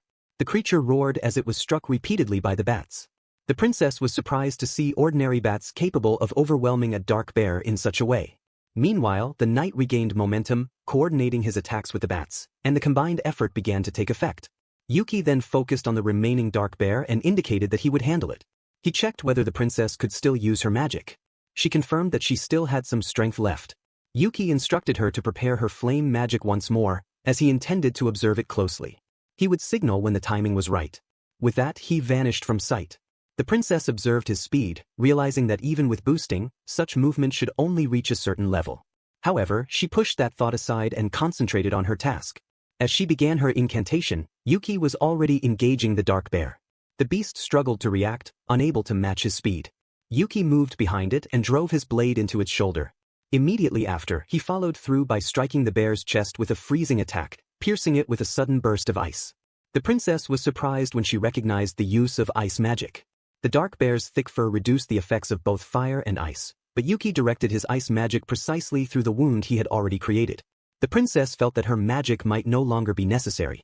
However, Yuki dismissed that thought, acknowledging the strength of the dark bear. As a precaution, he had her prepare the finishing blow, as he wanted to observe how her ancient magic would bring down the beast. The princess accepted this. She then cast the Ifrit flame blast once more toward the dark bear. Yuki signaled for the knight and Dick to move away as the flames approached, and the knight quickly complied. Soon after, both dark bears were burned and defeated. The princess let out a quiet breath, reflecting that they had managed to survive. She expressed her gratitude toward Yuki for saving them. Yuki accepted it calmly, noting that he had also gained something valuable from the encounter. The princess reflected on the situation, realizing that someone with such ability existed in this region. Despite being around her age, Yuki displayed remarkable skill. The knight also showed his appreciation and wondered if the bats assisting them were Yuki's familiars. Yuki clarified that he had only befriended them not long ago. The princess began to question whether this encounter itself might have been part of another test. Meanwhile, Yuki wondered if he was simply imagining things. Even so, he could not ignore the resemblance, as the princess looked strikingly similar to Alice. Yuki explained that he had assumed they were outsiders, since the locals in the area already knew how to avoid the dark bear's nest. He questioned their reason for coming there. The knight urged Yuki not to place blame on the princess, explaining that they had come because they were told the place was safe. Yuki asked who had given them that information. The knight revealed that it came from a tutor working at the House of Grossaria, named Kachel. Yuki was visibly surprised upon hearing the name Kachel. He acknowledged it, thinking that the man should consider his actions more carefully, as just a little more and the test could have been ruined. The princess began to realize that Yuki might be the son of Baron Grossaria. Yuki immediately dismissed that assumption, stating that he was only an ordinary huntsman. The princess questioned how an ordinary man could possess knowledge of magic. Yuki clarified that he was simply an ordinary man who was familiar with magic. The princess accepted his explanation and acknowledged that he possessed impressive skill. She noted that with such ability he could easily enter the Magician Guild, and then questioned whether he was already part of it. Yuki affirmed this based on her earlier statement. The princess then apologized for the delayed introduction. She explained that she had been appointed to assist in planning the test course this time and introduced herself as Clara. The old man followed, identifying himself as Burns, the princess's escort.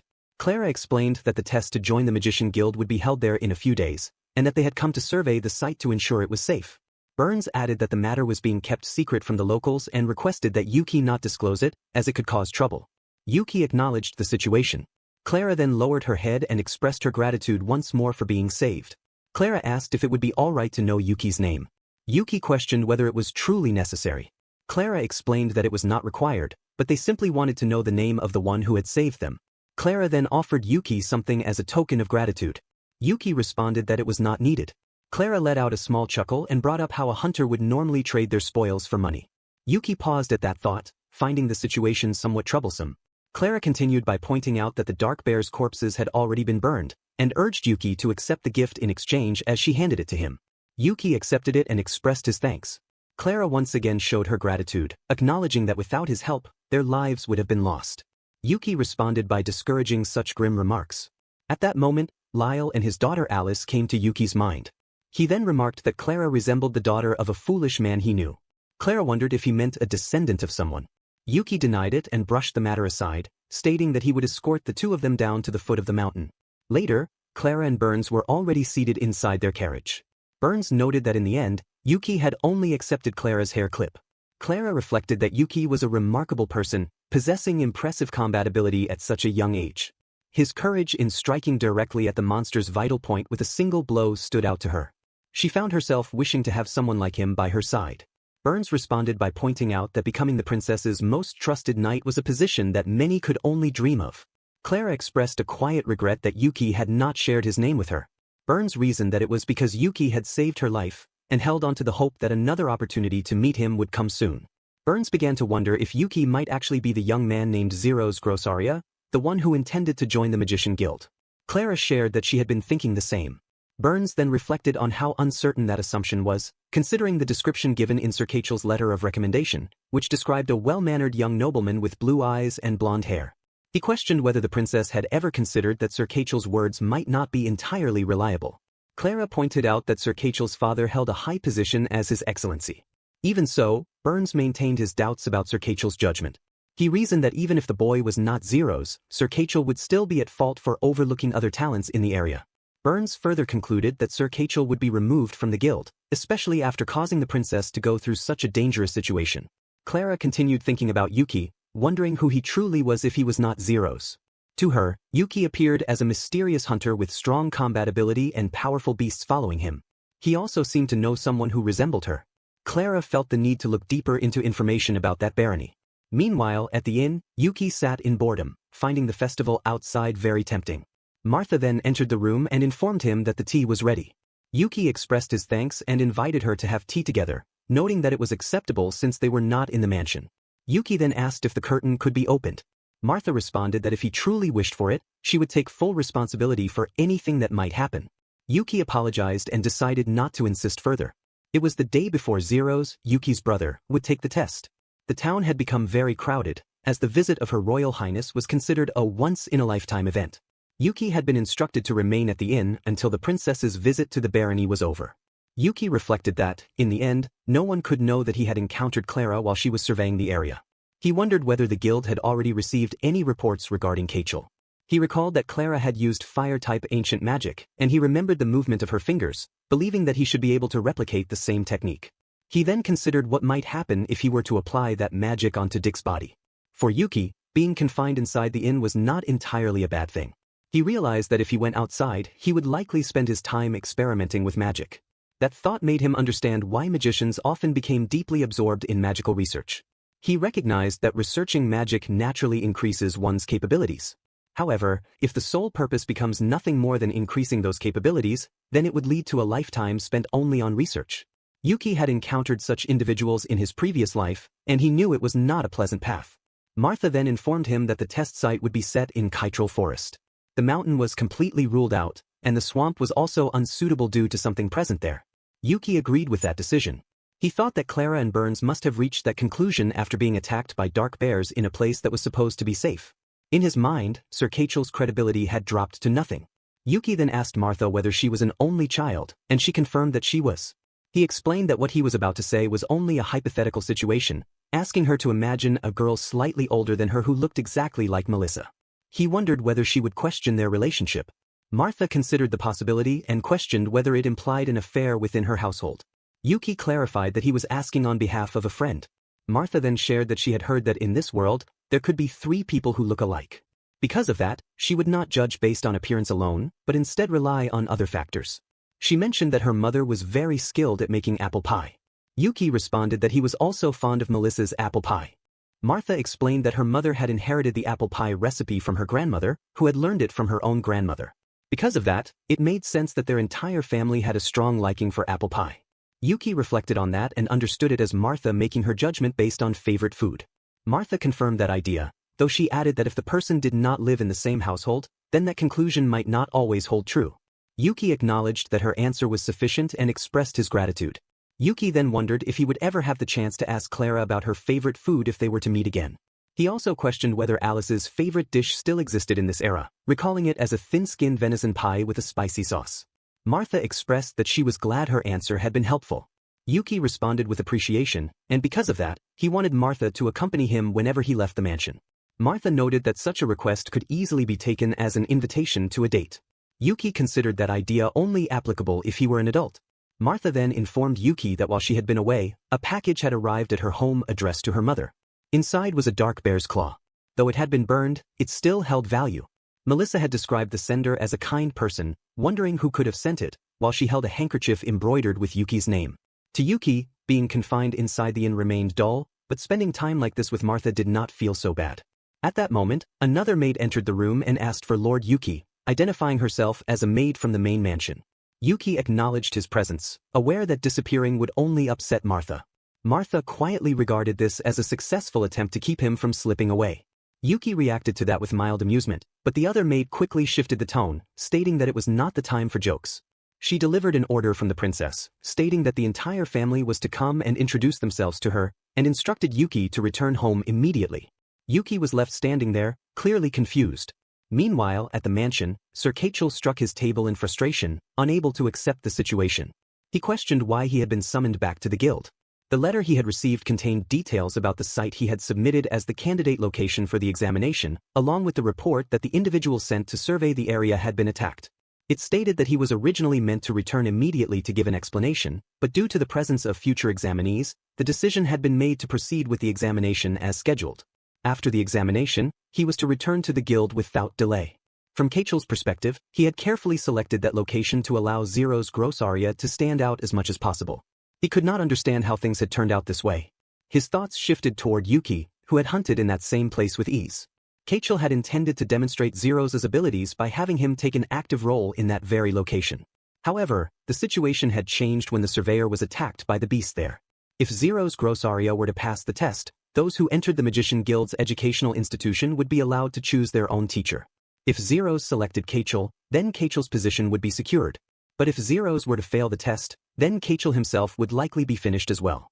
At that moment, a knock came from the door, followed by a request to enter. Zero's wished to speak with Kachel about something. Kachel allowed him to come in. After they sat down, Zero's expressed his concern about whether he would truly be able to pass the test. Kachel rose to his feet in reaction, questioning that doubt. He insisted that such negative thinking should be avoided, especially with Her Royal Highness already on her way to the test site. Kachel then reminded Zero's that he was the heir of the Grossaria family, and that expressing such uncertainty would only allow his illegitimate brother to push him further behind. Zero's questioned whether that was what Yuki intended to do. Kachel affirmed it without hesitation, reminding him that this had already been explained many times. In Kachel's view, Yuki was nothing more than a disruptive presence within the aristocracy, someone who needed to be put in his place and prevented from acting freely. His agitation became more apparent as his thoughts grew more intense. Kachel went on to reflect on his own household, explaining that the house of Megan had fallen into disorder because of an illegitimate child who excelled in magic. He made it clear that he did not want Zero's to suffer the same outcome. Zero's, however, acknowledged that Yuki was still his brother. Kachel dismissed that point, insisting that Yuki was attempting to remove Zero's, even as the servants were already aware of the circulating rumors. There were even whispers that the young lady Rumia had grown attached to Yuki. Zero's began to accept what he was hearing, feeling that things were becoming clearer. As Kachel had guided him, Zero's came to believe that Kachel was the only person he could rely on. Kachel then pressed the point further, making sure Zero's understood that his brothers stood as his enemy. He also brought up that Her Royal Highness had just ordered all members of the barony to gather, even though she should not have been aware of Yuki. He led Zero's to consider the meaning behind that situation. Zero's came to the conclusion that Yuki was attempting to slander him in order to drive him away. Kachel followed by making him realize the level of danger he was currently facing. Kachel reminded Zero's of the talent he possessed and urged him to place faith in himself, encouraging him to use the greatest magic he could, at a level that would even impress Her Highness. Zero's accepted that resolve. Kachel then emphasized that he must win, no matter the cost, for the sake of his house. In the end, Kachel expressed his anticipation for what was to come, focusing on the heir of the Grossaria house, Zero's Grossaria. The day finally arrived, and they all stood outside, waiting for Her Royal Highness. Rumia felt relieved that her brother Yuki had returned, quietly thinking that this might allow Her Royal Highness to officially recognize him as a member of their house. Yuki chose to stand at the back together with Martha and the other servants. Their father instructed everyone to remain quiet as the arrival of Her Royal Highness approached. Burns then noticed a familiar figure already kneeling among them. George pointed out that it was still too early to kneel. Yuki felt a sense of embarrassment and wished to hide his face, realizing that Burns and Clara were present. The thought of them being connected to Her Royal Highness made him reluctant to be there. Soon after, George led the household in expressing gratitude for Her Royal Highness's visit to their mansion. Everyone then knelt down in respect. The entire Grossaria household showed their appreciation for granting Zero's Grossaria the opportunity to take the examination. Her Royal Highness acknowledged their warm welcome as she stepped out of the carriage. She made it clear that she had not come in her role as royalty, but rather as an examiner from the Lindbell Magician Guild. With that stated, she expressed that there might not even be a need to conduct the test, directing this toward Lord Zero's Grossaria. When Yuki raised his head, he was surprised to see that it was Clara. She introduced herself under the name Iris Risja. Iris then shifted her attention toward Yuki, mistakenly identifying him as Lord Zero's. She had heard that Lord Zero's Grossaria possessed outstanding magical skill and had been looking forward to meeting him. George stepped in and corrected the misunderstanding, clarifying that she had been speaking to Yuki, the younger brother. He then stated that the one who would be taking the test was his heir, the person standing beside him, Zero's Grossaria. Iris and Burns were left momentarily speechless by the realization. Iris composed herself and acknowledged her mistake. She then turned her attention to Zero's and greeted him. Zero's responded with proper courtesy, though tension showed through his clenched teeth. For Yuki, the entire situation felt awkward. The princess and her escort had naturally used aliases to avoid drawing attention, and Yuki had done the same. However, this led to him being mistaken for his brother. Yuki came to realize that pretending to be a commoner had come back to trouble him, and the situation made him want to slip away. Iris then moved to begin the test, explaining that from that point onward, since their destination was a magic-influenced D area, only a selected group would be allowed to accompany them. Kachel stepped forward and offered himself as Iris's guide to the test site in Kachel Forest. Iris accepted his offer. Yuki reflected that if his brother were accepted into the guild, it would allow him to build connections with higher-ranking nobles within it. Their household would remain secure, and with that, Yuki himself would be free to go wherever he wished. In his thoughts, Nosferatu would remain at a distance, quietly wishing for the happiness of his family. Iris then informed George that she required assistance for Lord Zero's examination. George responded that there was no one in the main house with sufficient magical knowledge. The role required someone who understood magic well, could use it effectively, and was capable of handling unexpected situations. With that in mind, he put forward Yuki as the most suitable choice. He acknowledged Yuki's skill in magic and recalled how he had managed to hunt alone through his own ingenuity, regarding him as a son he took pride in. Iris accepted that suggestion. Yuki, however, felt that the situation was far from acceptable. Iris then approached him and requested his assistance for Lord Zero's examination. Kachel quickly intervened, attempting to stop the decision. He pointed out that Yuki was merely a commoner, making his disagreement with the princess's choice clear. Iris responded calmly, noting that her own grandmother was also a commoner. She made it clear that if Kachel looked down on those of common birth, then she too would have no reason to remain. Kachel attempted to justify himself, insisting that what Iris was saying was a different matter, while his own concern was about hierarchy. Iris responded firmly, making it clear that the test was already beyond Kachel's authority. His role was limited to selecting the candidate for the test site, and she reminded him to understand his position. Lord George supported her decision, stating that it was as Her Royal Highness had declared. He then affirmed that Yuki would be ordered to assist in the examination as instructed, assuming that Zero's had no objection. Zero stood behind Yuki, watching him closely before stepping forward.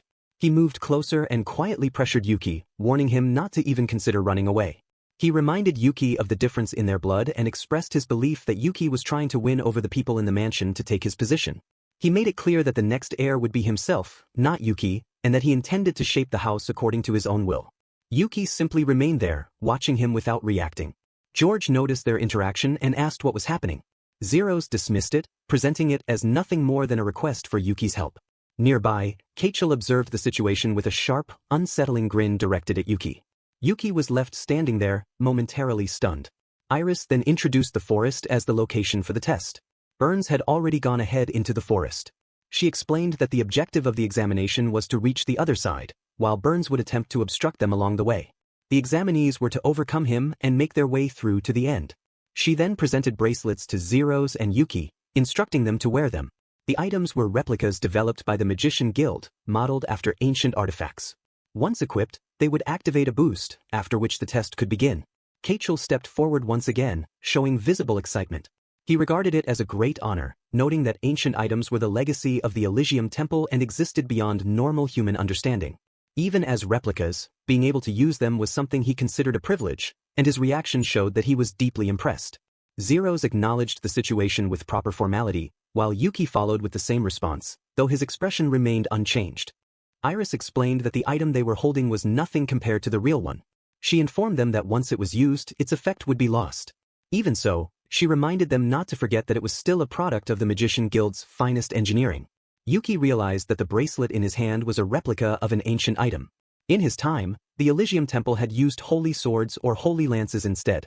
He began to wonder if replicas were created because the original artifacts had already been lost. Iris then asked if there were any questions. Yuki raised his hand and questioned why he would be running together with Zeros. Iris explained that it should be seen as a way to compare Lord Zeros' strength against someone who generally used ancient magic. Yuki paused at the word, compare. Iris elaborated that running through the forest with a boosted speed would be dangerous. The presence of branches, roots, slippery ground, and wet grass would make movement more difficult, especially at a speed faster than usual, making it harder to avoid obstacles. Yuki acknowledged that her reasoning made sense. Iris gave a small smile toward Yuki and added that if Lord Zeros were to run alone, there would be no clear way to measure his strength. She believed that comparing him to someone unfamiliar with the boost would make the evaluation easier. Yuki accepted that explanation. Zeros, on the other hand, only wanted an opportunity to speak with his brother somewhere without Kachel nearby.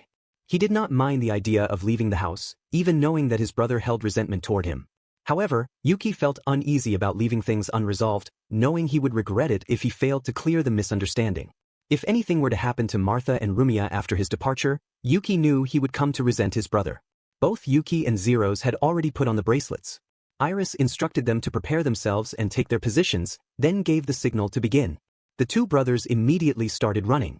Afterward, Kachel approached Iris and questioned her decision to allow Yuki, a commoner, to participate in the examination.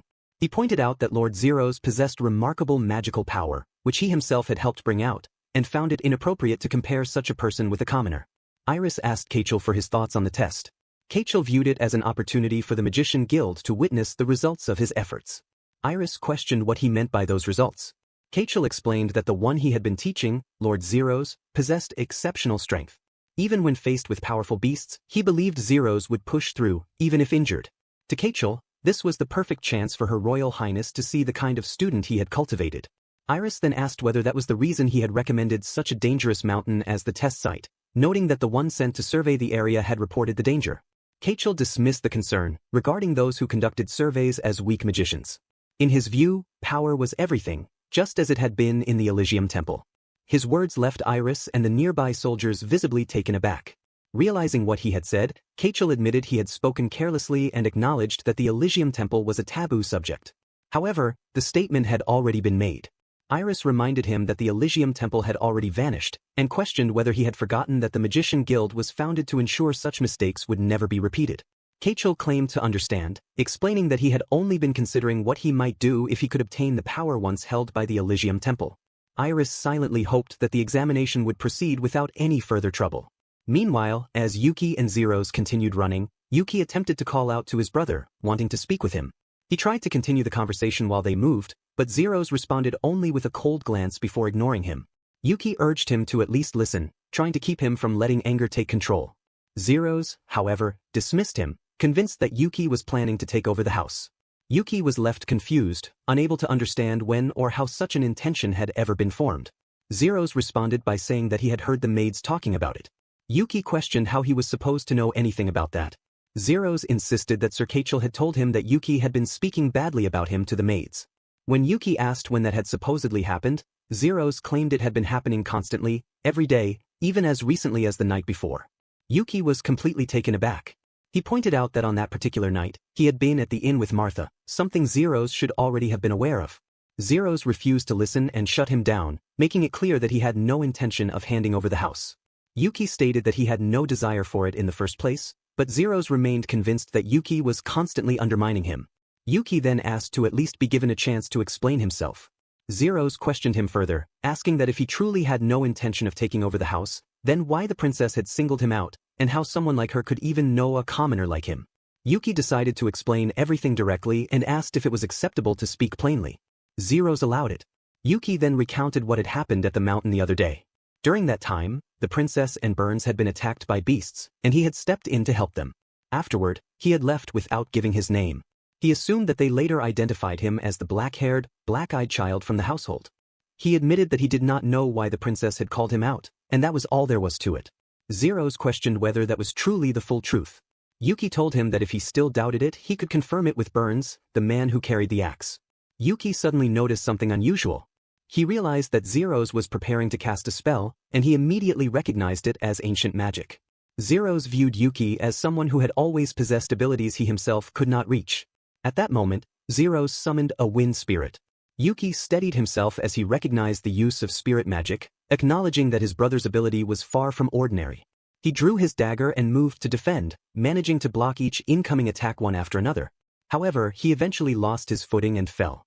Zeros felt a sense of satisfaction from that moment and continued running ahead, leaving Yuki behind as if he were no longer worth attention. Yuki quickly recovered and felt his frustration begin to rise. He came to the realization that he had been holding himself back, trying to act within limits that no longer made sense to him. At that point, he decided he would not hesitate anymore. The outcome of the exam and the guild no longer mattered to him. From then on, he saw it as a matter within the family. With that resolve, Yuki released a powerful aura and pushed his boost to a higher level. He surged forward with the clear intent of confronting both Zeros and Kachel. Zeros, believing he had already created enough distance, glanced back over his shoulder. To his surprise, Yuki was closing the gap at a rapid pace. Yuki then directed his focus entirely on his brother, rejecting the influence of outside voices and viewing Zeros with sharp intensity, his anger now fully surfacing. Zeros was taken aback, unable to understand how his brother had already closed the gap. Yuki was rapidly catching up to him. Zeros questioned how such speed was even possible. Yuki explained that the replica of the ancient item could change its effect depending on how it was used, and he chose to leave it at that. Zeros looked at the bracelet with disbelief, rejecting the explanation outright. Frustration surfaced as he questioned why Yuki always seems to surpass him. Yuki decided to reveal the truth. He explained that he was a reincarnated magician from 200 years ago, possessing an unusual aptitude for ancient magic. Because of that, both his magic and his boosted speed had doubled. He pressed Zeros to understand, but Zeros dismissed it as nothing more than absurd claims. At that point, both of them came to a stop, and Zeros shut him down, refusing to hear any more. Yuki noted that Zeros had finally met his gaze. Zeros admitted that he had never cared about him in the first place. Yuki acknowledged that, pointing out that it stemmed from Zeros's disdain toward someone like him. Zeros denied that it was about commoners in general and insisted that it was specifically Yuki. He admitted that simply looking at Yuki irritated him. He had set his sights on the Magician Guild for the sake of proving himself, just so he could look back at Yuki from a higher position. To him, both ancient magic and studying had always felt like a burden. He believed that if Yuki had never existed, he would not have had to endure any of it. Yuki took that as if the blame was being placed on him. Zeros shut him down once more and immediately began forming ancient magic. In an instant, he summoned both a wind spirit and a fire spirit, directing them toward Yuki. Zeros drove the summoned Sylph and Salamander forward with the intent of forcing Yuki to submit. Yuki recognized that this was not something he could simply ignore, and instead moved straight toward the spirits. He then questioned whether Zeros truly believed that such summons could defeat Nosferatu. In a swift motion, Yuki cut through the summoned spirits. Zeros was left stunned by what he had just witnessed. Yuki had already expected that summons created through ancient magic would be fast and capable of being cast repeatedly. However, Zeros' opponent at that moment was Nosferatu. Even as Zeros continued to summon spirits again and again, the difference between them remained clear. Yuki had already decided that he would eventually leave the barony. With that in mind, he resolved to settle everything here, to strike down both Kachel and his brother so that he could walk away without regret. As he continued to cut through the summoned spirits, blood began to drip from his body. Even while standing there unfazed, his arm was visibly bleeding. Zeros noticed the injury, his attention drawn to it. Yuki remained firm, having already made it clear that he was Nosferatu. Zeros tightened his grip on the ancient item, still believing Yuki was mistaken. At that moment, memories from their childhood surfaced, a time when Yuki had simply been part of his family. Zeros felt conflicted, unable to fully express what he was trying to say. Before he could gather his thoughts, Yuki suddenly dashed forward. He decided that this would be the end of their conflict, bringing closure to what had become a strained, human-like quarrel between brothers. With decisive force, Yuki struck Zeros in the chest. The impact sent Zeros to the ground, and the ancient item slipped from his grasp and fell aside. Yuki's arm continued to bleed, and the pain was undeniable.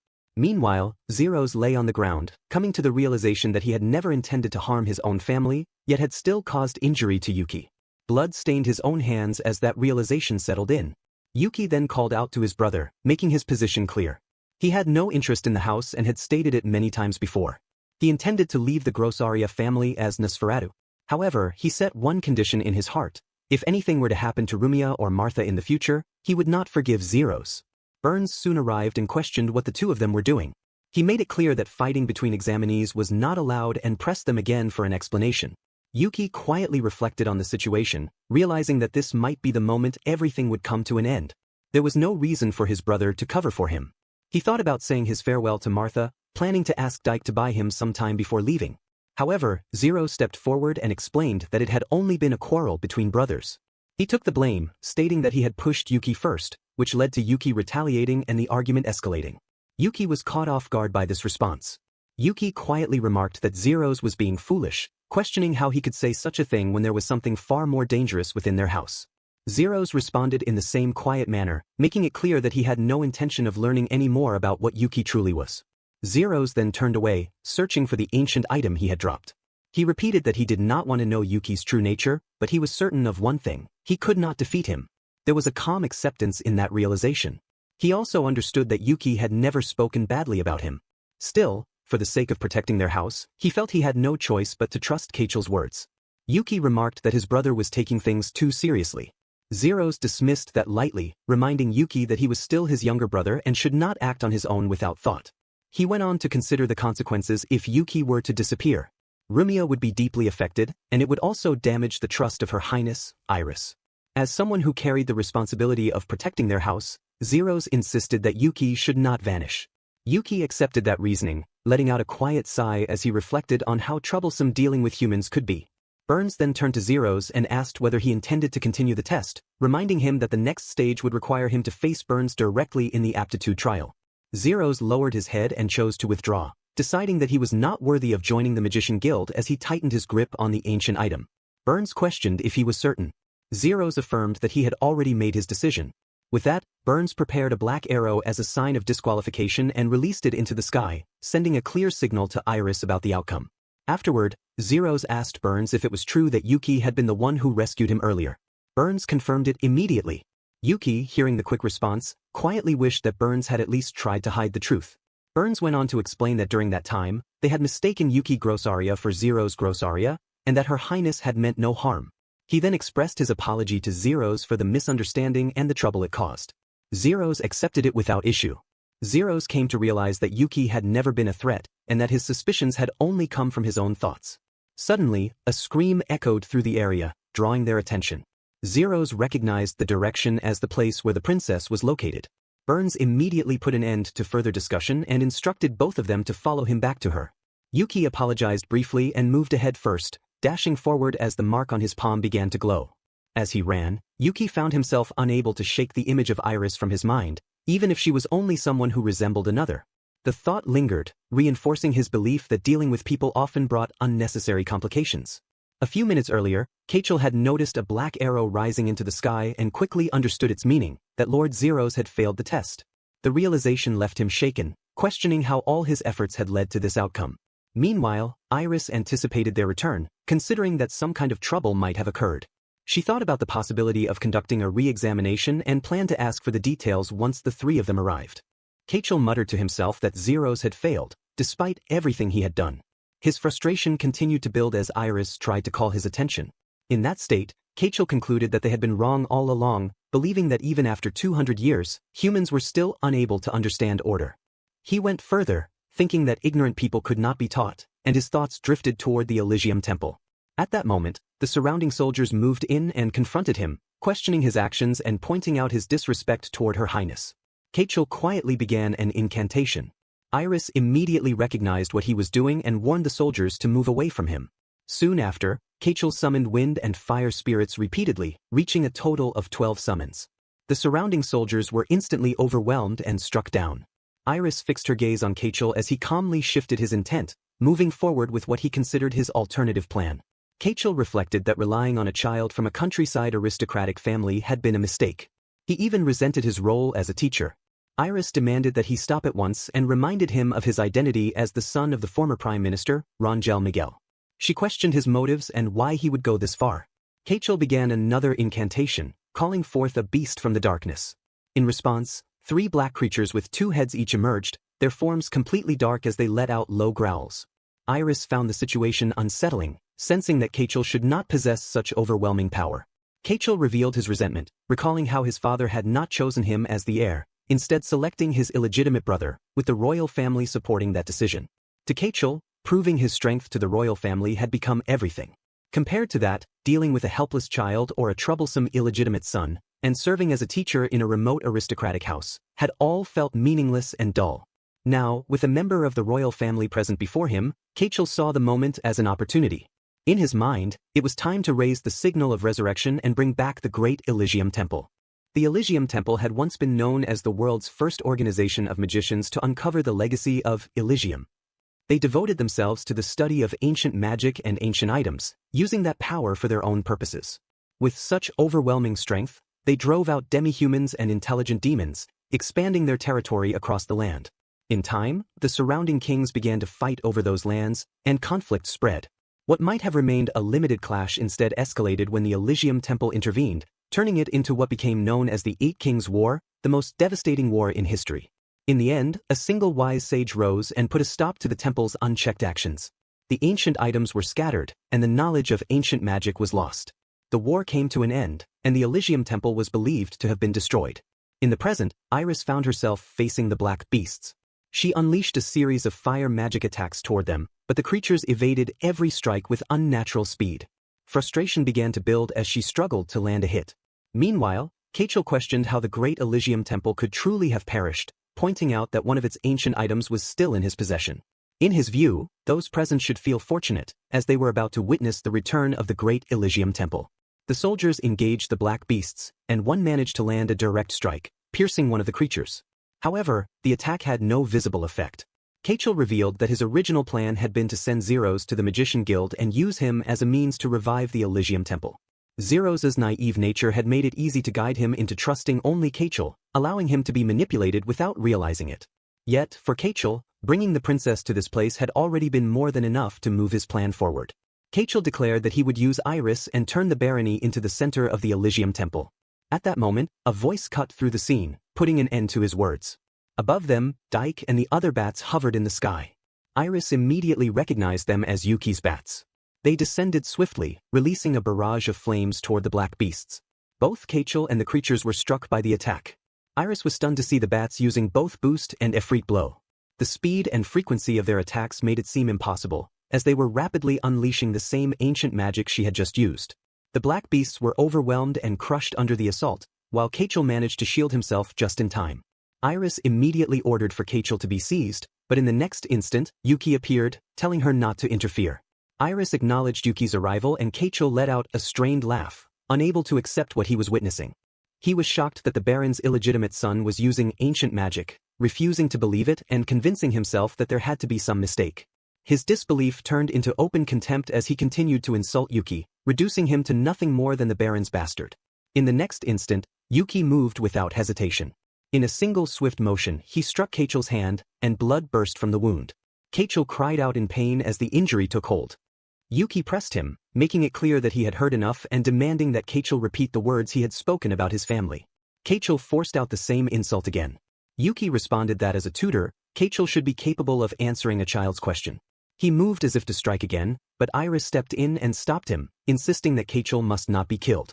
Yuki questioned the reason. Iris explained that there was a strong possibility that Kachel was a follower of the Forbidden Elysium Temple. Keeping him alive would allow them to gather more information. Yuki did not waver, reminding her that Kachel had insulted his family. In his previous life, he had only been able to protect Lyle and his family by disappearing. In this life, however, he possessed the strength to protect them directly. Because of that, he resolved to eliminate any threat to his family without hesitation. On top of everything else, Kachel had also harmed the princess, giving Yuki even more reason to see him as someone who had to be dealt with. Kachel continued to provoke him, bringing up how Yuki's own brother had been used and pressing him on what he intended to do about it. He pushed further, claiming that Yuki's brother held resentment toward him. Yuki rejected that idea, placing the blame on Kachel for creating that situation. Kachel continued, insisting that Yuki's brother despised him and wished for his death. Yuki regarded the situation as nothing more than a quarrel between brothers, something natural in his view. He believed that if his brother were ever to seriously face Nosferatu, it would only push him to become stronger. However, Yuki made it clear in his mind that he could not forgive Kachel for using his family. His thoughts narrowed down to a single conclusion, and he prepared to eliminate Kachel without hesitation. Just as he was about to act, Kachel activated the replica of an ancient item. Using it as a catalyst, he cast the summoning onto the ground, and a powerful wind surged as a magic circle formed beneath them. Iris immediately recognized it as an ancient magic summoning. Yuki noticed the feather being used as the catalyst, realizing that he had seen something like it before. He tried to recall its origin, wondering if it belonged to a cockatrice, but quickly dismissed the thought as the presence felt far greater. A moment later, a griffin appeared, its form towering as it took shape. The sight alone caught Yuki off guard. Kachel seemed satisfied, acknowledging the result as expected. The griffin soared into the sky.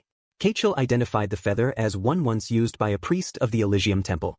With that, his intent became clear as he prepared to eliminate everyone present and capture the princess. The soldiers immediately reacted, their attention sharpening at the threat. The commander issued orders to prioritize the princess's protection. Iris responded by casting Efreet blow toward the griffin, but Kachel raised a barrier that shielded both himself and the creature, completely blocking the attack. As Yuki observed the scene, he reflected that ancient magic was undeniably powerful, but something about it felt unnatural. If Kachel truly possessed this level of magical power, then by all logic, he should have already been recognized as a high-level magician within the guild. Kachel mounted the griffin and ordered it to slaughter the soldiers below. The creature ascended higher into the sky as it prepared to strike. Yuki quickly warned everyone to stay alert, pointing out the danger of the griffin's claws and hind legs. He noted that because of the way Kachel was riding it, the creature could not maintain proper posture to use its beak effectively. He also observed that if they were to attack, striking beneath its wings would be the best approach. Iris questioned how Yuki possessed such detailed knowledge. Yuki attributed it to information he had received from a friend. Accepting that, Iris immediately directed the soldiers to form up and raise their shields while she prepared to attack with her magic. Yuki recalled that griffin feathers were often used in magical research, and because of that, he had hunted them before. As the griffin descended toward the soldiers' formation, Yuki moved in and intercepted the attack just in time. Kachel reacted with frustration, directing his anger toward Yuki, seeing him as someone who constantly interfered. Iris launched another Efreet blow, but the griffin climbed higher into the sky, evading the attack with ease. Iris realized that striking a flying griffin directly would be extremely difficult. From above, Kachel declared that they were witnessing the legacy of the Elysium Temple, rejecting the idea of it being considered taboo. He made it clear that anyone who opposed him would have to defeat him first. Yuki accepted that challenge and immediately began moving. Iris questioned his next action as he prepared to act. Yuki decided to use one of the soldiers as a stepping point. Using the soldier's back, he launched himself high into the air toward the griffin. Kachel viewed the move as reckless, believing Yuki was overestimating himself simply because he could use ancient magic. He assumed that by changing direction mid-flight, Yuki would be unable to keep up. While airborne, Yuki called upon his familiars, ordering them to gather. The bats quickly responded and assembled beneath him. Using them as footholds, Yuki stepped across their backs. As he landed briefly, he instructed Dyke to hold steady, and with that support, he leaped again. This time, he successfully landed on the griffin's back. He made his presence known, leaving Kachel visibly shaken and unable to comprehend what had just occurred. Yuki accepted the label that had been thrown at him, acknowledging it without hesitation. To him, magic was something that should only be used when there was absolute certainty that the attack would hit its target. With that in mind, he placed his hand on the griffin's body and released Efreet blow. The impact scorched the creature, and it cried out in pain as its body burned. Unable to stay airborne, the griffin descended rapidly and crashed to the ground. Yuki followed after, landing safely. He realized that this was his first time fighting midair using his own body, and somehow he had managed to make it work. One of the soldiers observed what had happened and was deeply impressed, noting that Yuki had used ancient magic at such close range. The praise continued, recognizing that someone with that level of power was rare, even within the Magician Guild, and wondering where such strength had come from. Yuki approached Kachel, who was lying on the ground. Just as he was about to reach out, Iris stopped him from making contact. Iris assessed Kachel's condition, noting that he was already severely injured. His magic had been completely depleted from the force summoning, leaving him unable to stand. His life was also at risk. Yuki understood the implication of her words and interpreted it as a reason not to finish him. Iris then made her decision clear, declaring that Kachel would be taken back to the Magician Guild and face proper punishment. She emphasized that it was not worth staining the hands of someone who could become a future magician, firmly settling the matter. Yuki was momentarily taken aback, noticing that Iris held an expression similar to someone he knew. After a brief pause, he accepted her decision. Meanwhile, Kachel attempted to summon a fire spirit once more, but nothing responded. He realized that his magic had been exhausted. Confusion and frustration surfaced as he questioned why he could never rise beyond the role of a mere tutor, despite believing that he had the necessary ability. At that moment, Burns arrived at the scene, carrying Zeros on his back. He quickly assessed the situation and noted that Zeros was in pain. Burns carefully lays Zeros down, while Yuki rushes in, calling out to him as the pain hits hard. Zeros can barely hold himself together. However, nearby, Kachel continues moving, still protected behind another barrier. Yuki quickly notices it, and something feels off. He starts thinking it through. Kachel should not have enough magic power to summon anything at this level. But then, if that is true, where is the power coming from? Yuki begins to connect the pieces, but the answer is not fully clear yet. He shifts focus and moves straight to Zeros. He leaves Burns behind, trusting her to return to the princess, while he takes responsibility for his brother. Then he checks one key detail. He asks if Zeros is carrying anything given by Kachel. Something important. Zeros reveals it. A magic-augmented amulet. It was supposed to help him use ancient magic more easily. It was said to let him borrow magic power. But then, the truth becomes clear. It is not borrowing at all. It is draining. Kachel has been using it to take Zero's magic power the whole time. And that leads to a bigger thought. This might not be real.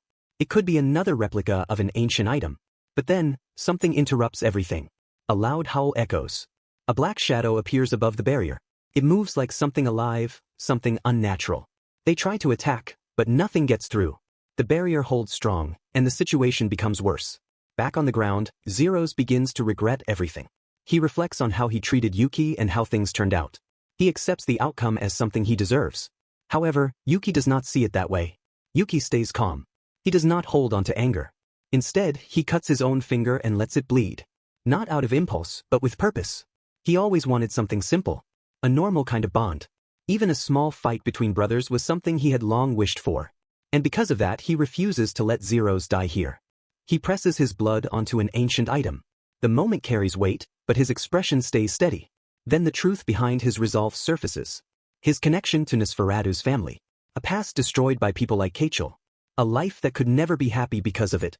And now, this is where he draws the line. Yuki moves without hesitation. He uses his mistal blood and activates erosion hacking. However, this is not a simple move. He pushes the magic deeper, breaking into its core layer by layer. The external magic starts to erode. Then the analysis completes.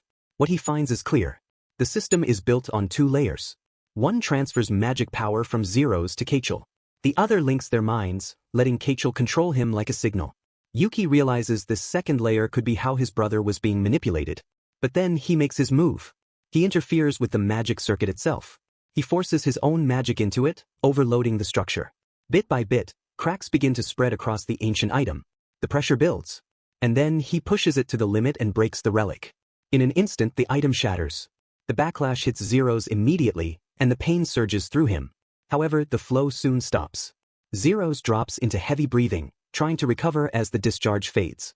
At the same time, Kachel collapses. The pain hits him all at once, and he rolls on the ground as his body starts to fail. The guards nearby begin to question if he is even going to survive. Without the amulet, the transfer stops. Kachel's body, which never had enough magic to begin with, cannot handle the overload. And then, the black swirling shadow above them starts to fade away, losing its source. Later, Kachel is left lying there, his form already breaking down. Burns observes the situation closely. The flow of magic inside his body is collapsing, and there is no recovery from this point. Iris follows up with a clear conclusion. Kachel pushed ancient magic beyond his limit. On top of that, the entity he called drained what was left of him. At this stage, even if his mind were to be destroyed, it would not change the outcome. Yuki steps forward, but Iris stops him from going further. There is no need for him to get involved anymore. Instead, her focus shifts. She questions who Yuki really is. Before anything can be said, Zeros steps in. He firmly recognizes Yuki as his brother. Even with doubts about his origin, that connection remains clear. There is no room left for denial. Yuki pauses, caught off guard by that. But then Iris raises another question. She wants to know how Yuki understands and uses ancient magic. Zeros struggles to answer, because he does not know either. He looks toward Yuki, waiting. And just like that, Yuki realizes the weight of the moment. He is the only one who can respond. Yuki had planned to disappear after everything, but the timing turns against him. So instead he adjusts. He explains things in a simple way. He frames it as learning from zeros. Ancient magic, passed down from what zeros studied under their house tutor, Kachel. And when Yuki tried using it himself, it just worked. Nothing more added. However, Iris does not take it at face value. She turns to Zeros to confirm it. Zeros backs it up. He admits he shared what he learned, partly to review it himself and to help Yuki improve. But then, another detail comes out. Yuki was simply better. He was able to use magic that Zeros could not handle, and he picked it up quickly. That gap creates tension. Zeros admits it led to frustration. He lashed out. Then he pushed himself toward the Magician's Guild exam, hoping to overcome that difference. But in the end he already knew the truth. Yuki was ahead of him, and he realizes he should have accepted that earlier. The focus then shifts. Iris brings up the Elysium Temple. Zeros has no connection to it. He makes that clear, and his background supports it. Coming from a Baron family, involvement with something considered taboo in this era would not make sense. Yuki sees it the same way. Then Yuki lays out the logic. If Zeros had any link to the attack on the princess, the situation would have played out differently. There would have been easier chances. But that never happened. Instead, he presents the amulet. The function is clear now. It was used to drain Zero's magic and send it to Kachel. The timing matches perfectly. The moment Yuki overloaded and broke it, Kachel collapsed as well. Iris looks back at Kachel and notices another detail. There is something similar on him. Yuki confirms it. And that opens a clear path. If they examine Kachel's amulet, it can prove that Zero's was being used. At that point, the conclusion becomes straightforward. This entire incident traces back to Kachel alone. Iris acknowledges it as his own decision. She then orders Burns to investigate Kachel's ties to the Elysium Temple once they return to the capital. Finally, her attention returns to Zeros. The test itself is no longer valid because of what happened. However, there is still a chance to take it again. And now, the choice is left to him. Zeros makes his choice. He refuses to retake the test, knowing he does not have the strength for it. However, instead of stepping back, he points to Yuki. That shifts the focus right away. Yuki is caught off guard, but Zeros stays firm. He recognizes the difference between them. Yuki has the talent, the power, and the courage. And with proper training, he could reach a level no one else can match. Not just strong, but someone who could even change history. Iris agrees with that view. She sees the same potential in Yuki, and Burns supports it as well. However, Yuki tries to push back, bringing up his own plans. But then, Iris steps in and stops him. She makes it clear that his talent should not be wasted. Before he can refuse, she raises his hand and makes the decision official. Yuki-gurashi is accepted as a trainee at the Magician's Guild. The people around them react with approval. Zeros feels relieved seeing this outcome. But for Yuki, the situation closes in. This is not something he can easily turn down. Later, the scene shifts back to the mansion. The full incident is reported to Lord George and Rumia. George checks on Zeros, while Yuki spends time with Martha. As night falls, things settle down. Yuki starts thinking about what lies ahead. Becoming a trainee at the Magician's Guild begins to make sense. It gives him a way to look into his past life, to find out what happened after his death, and to search for answers about Fira Village. And if he studies ancient magic further, he might even uncover the reason behind his reincarnation. However, there are other factors. Refusing now would draw attention to the Gurashi family. It would also go against what is expected of him. Step by step, the path becomes clear. He realizes he does not really have a choice. At the same time, going to the capital also gives him a chance to observe humans more closely. Then the moment shifts. Martha arrives and calls for him. He is told that Iris is waiting in the visitor's room. She is not attending the main event and has quietly slipped away. That alone tells Yuki what kind of person she is. The moment settles into a lighter mood as Martha points out that it seems the princess has gotten along well with him. Yuki responds casually, but then shifts the focus back toward Martha instead. That simple turn catches her off guard, leaving her flustered for a moment.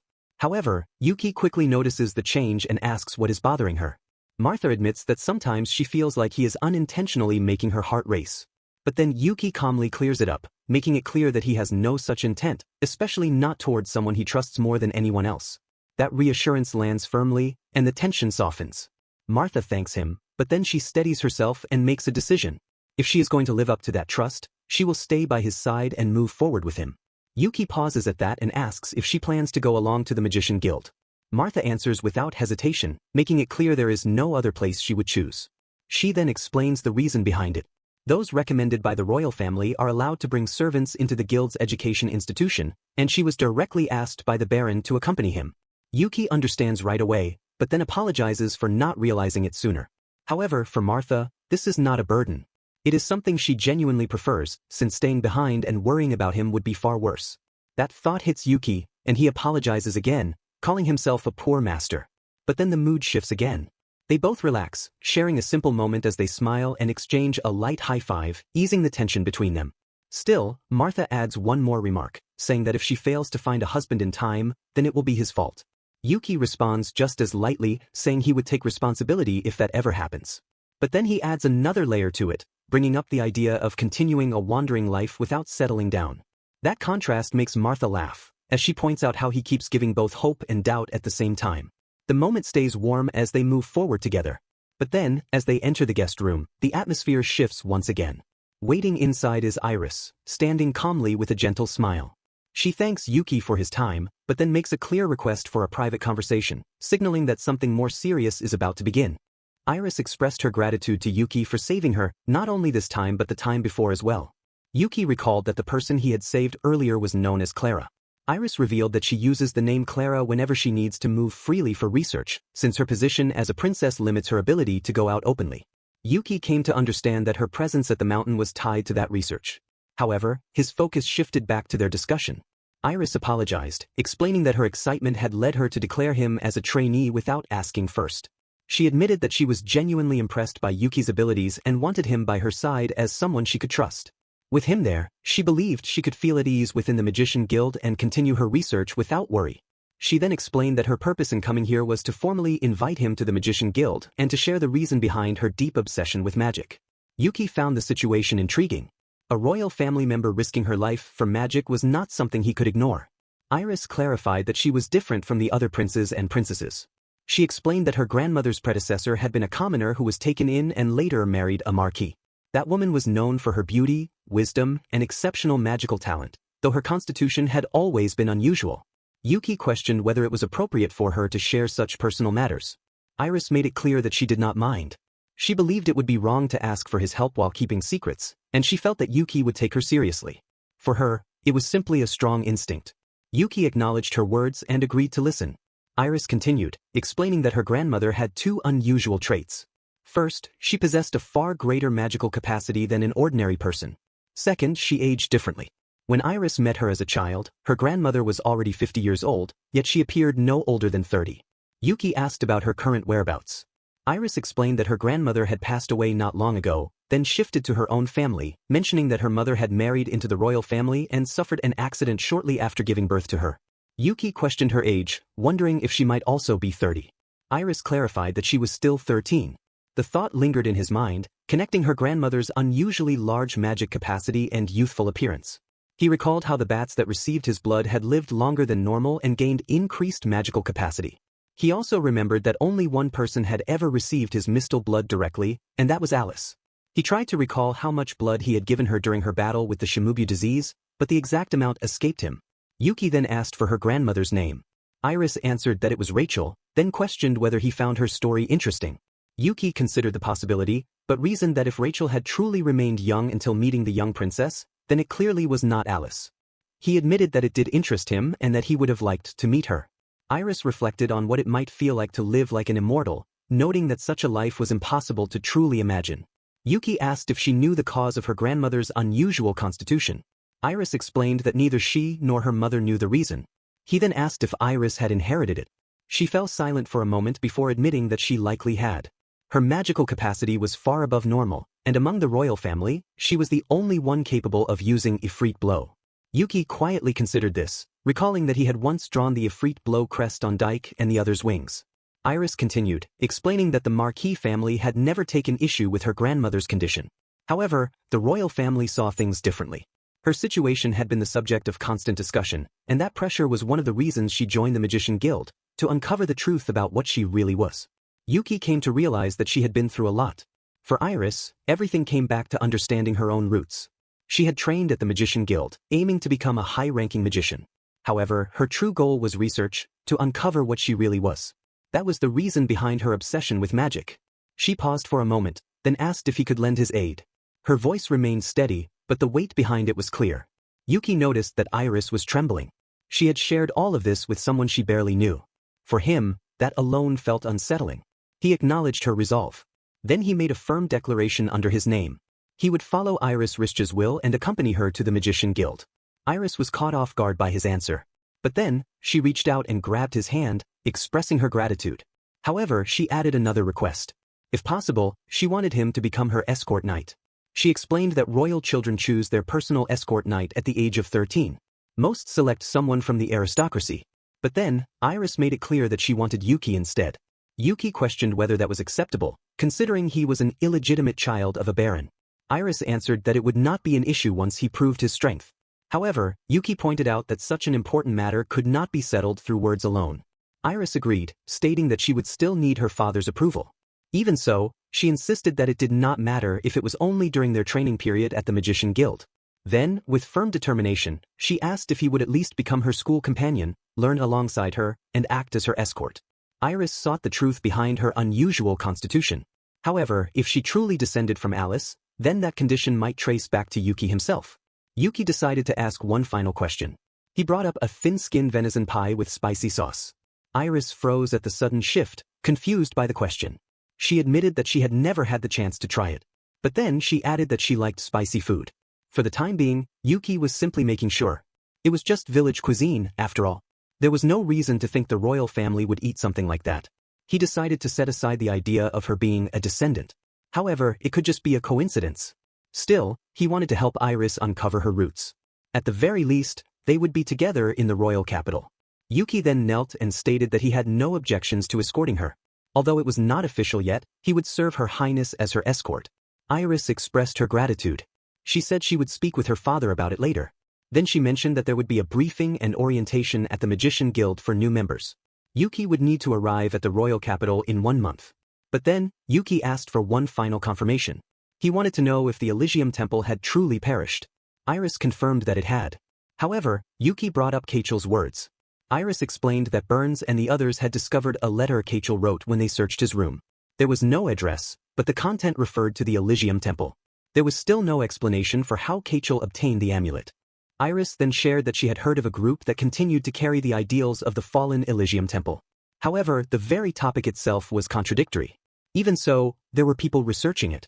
She added that if Yuki was interested, she could arrange a meeting with one of those researchers. Yuki accepted the offer.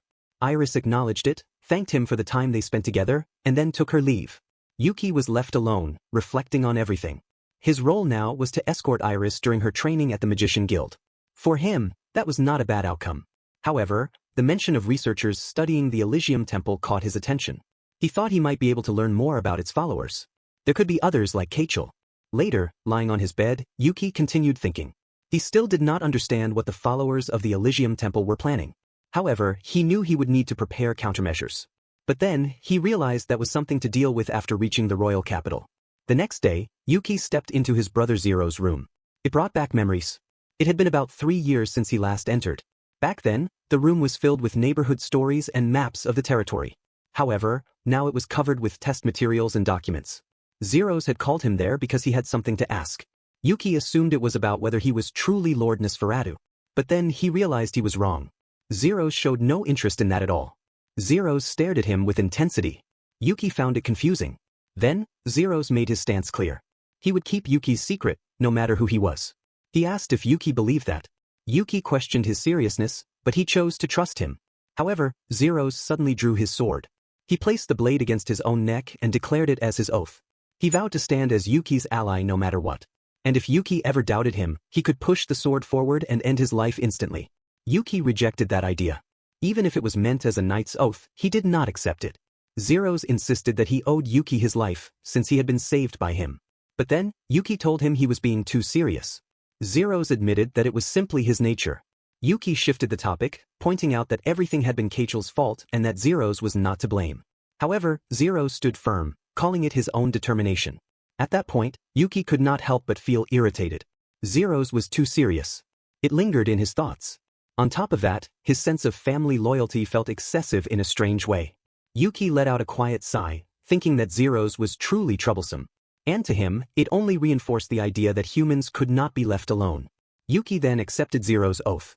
However, Zero's pointed out that it carried more weight than the debt he owed. Yuki told him he should do something about his overly serious personality. But then, Zero's refused. As the heir to the barony, he believed he had to be better. Yuki realized that was the reason behind it. Zeros mentioned that it was almost lunchtime and suggested they eat at the main house. However, Yuki declined, saying Martha was waiting for him. He planned to eat the prey he had hunted. But then, Zeros pushed him out into the hallway, insisting he could eat again later since he was still growing. At that moment, something drew their attention. Rumiya appeared in the hallway and noticed the two brothers getting along. Zeros immediately apologized for making her worry and pointed out that things between him and Yuki were fine now. Rumiya rushed toward Yuki and hugged him tightly. She had always wished for her brothers to reconcile. However, Yuki told her not to cling to him, pointing out that she was leaving Zeros out. Rumiya brushed it off, saying Zeros was too stubborn to hug. That remark hit Zeros, but then he simply said he was fine. Zeros then mentioned that Yuki would soon be heading to the royal capital. Because of that, he told Rumiya to spoil him while she still could. Rumiya was surprised and asked if it was true. She then declared that Yuki could come and go from the main house freely. She would speak to their father, and from now on, they would eat together as a family. With that, the tension between them finally faded. One problem was resolved. That night, for the first time in a while, Yuki had a dream. He saw Nosferatu sitting in a throne room, quietly reading a book. However, a voice called out to him. It was a young boy, Lyle, around 8 years old, stepping forward toward him. Deep within the old castle, in the throne room, there was a classroom. It served as a place for teaching and watching over the village children. This was during the days of the one known as the Lord of Nosferatu, who stood as both teacher and a figure tied closely to Fira village. Nosferatu noticed Lyle still there and asked why he had not returned home. Lyle wanted to continue learning. However, Nosferatu pointed out that it was already late and the lesson would continue the next day. He also noted that Lyle still had many mistakes in grammar and math. Nosferatu then told him to look outside. Lyle saw that it was already dark. However, Nosferatu asked if he could hear the bell and what it meant. Lyle answered that it meant he should study. That response irritated him. But then, Nosferatu corrected him.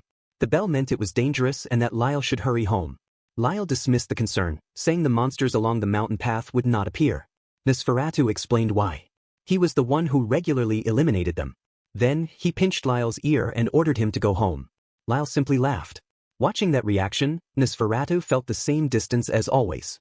Even after living for 2 centuries, he still could not fully understand humans. He then asked why Lyle was so determined to study. Lyle denied any connection to Remilia. However, in doing so, he revealed everything. His words made it clear. Nosferatu understood. Lyle wanted to marry Remilia, a girl known for her beauty and popularity. Still, Nosferatu told him to go home. This time, it was an order. Lyle grew quiet. But then, Nosferatu offered something in return. Lyle could come 30 minutes early the next day. Lyle was surprised. Nosferatu told him to inform his father, Dyke, that he had been asked to help with cleaning. He would teach him before the other children arrived. Morning came and Lyle returned to greet him. However, Nosferatu immediately pointed out that he had said 30 minutes early, not right after dawn.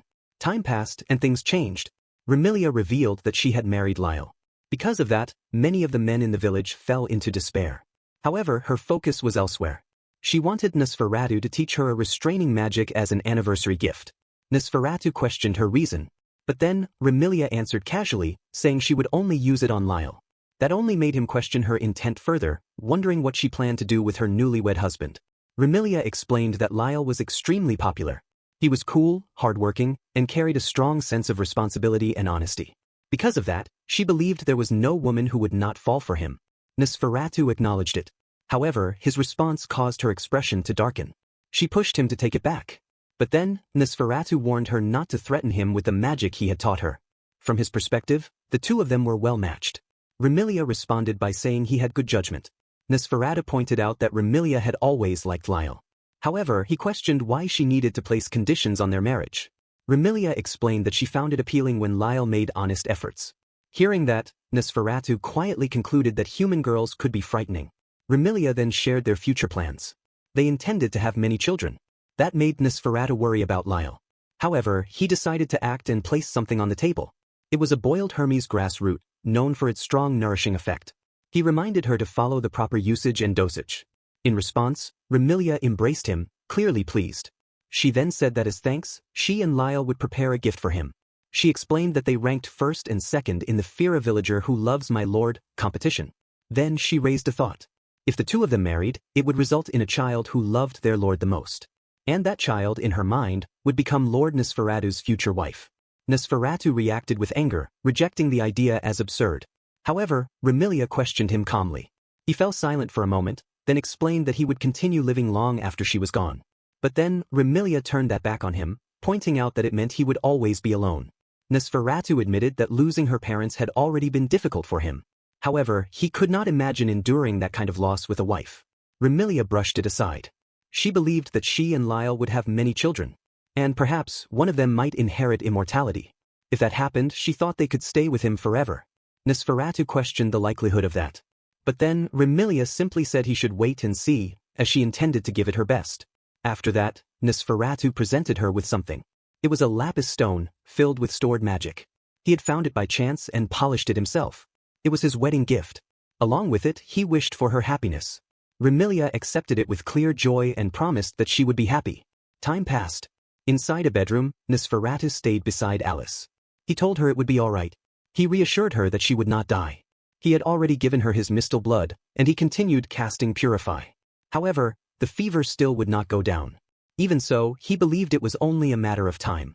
Alice noticed his expression and asked why he looked so worried. She pointed out that he was immortal, yet he still looked troubled because she was dying. She questioned that. Nosferatu answered honestly. He could not stand watching someone he knew suffer and fade away.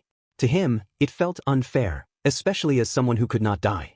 Alice understood and said she would do her best to endure. He acknowledged her determination and reassured her again. The Purify was working, so she would recover soon. Alice then asked if doing her best would earn her a reward. Nosferatu agreed. But then she made her wish clear. When she grew up, she wanted to become his wife. They held each other's gaze for a moment. Then, Nosferatu accepted it. Alice immediately called him out, saying he was foolish for responding so easily to a maiden's confession. However, Nosferatu noted that she already sounded healthier. Alice explained that being his wife meant staying with him for a lifetime. Nosferatu responded that he would think about it when she became an adult.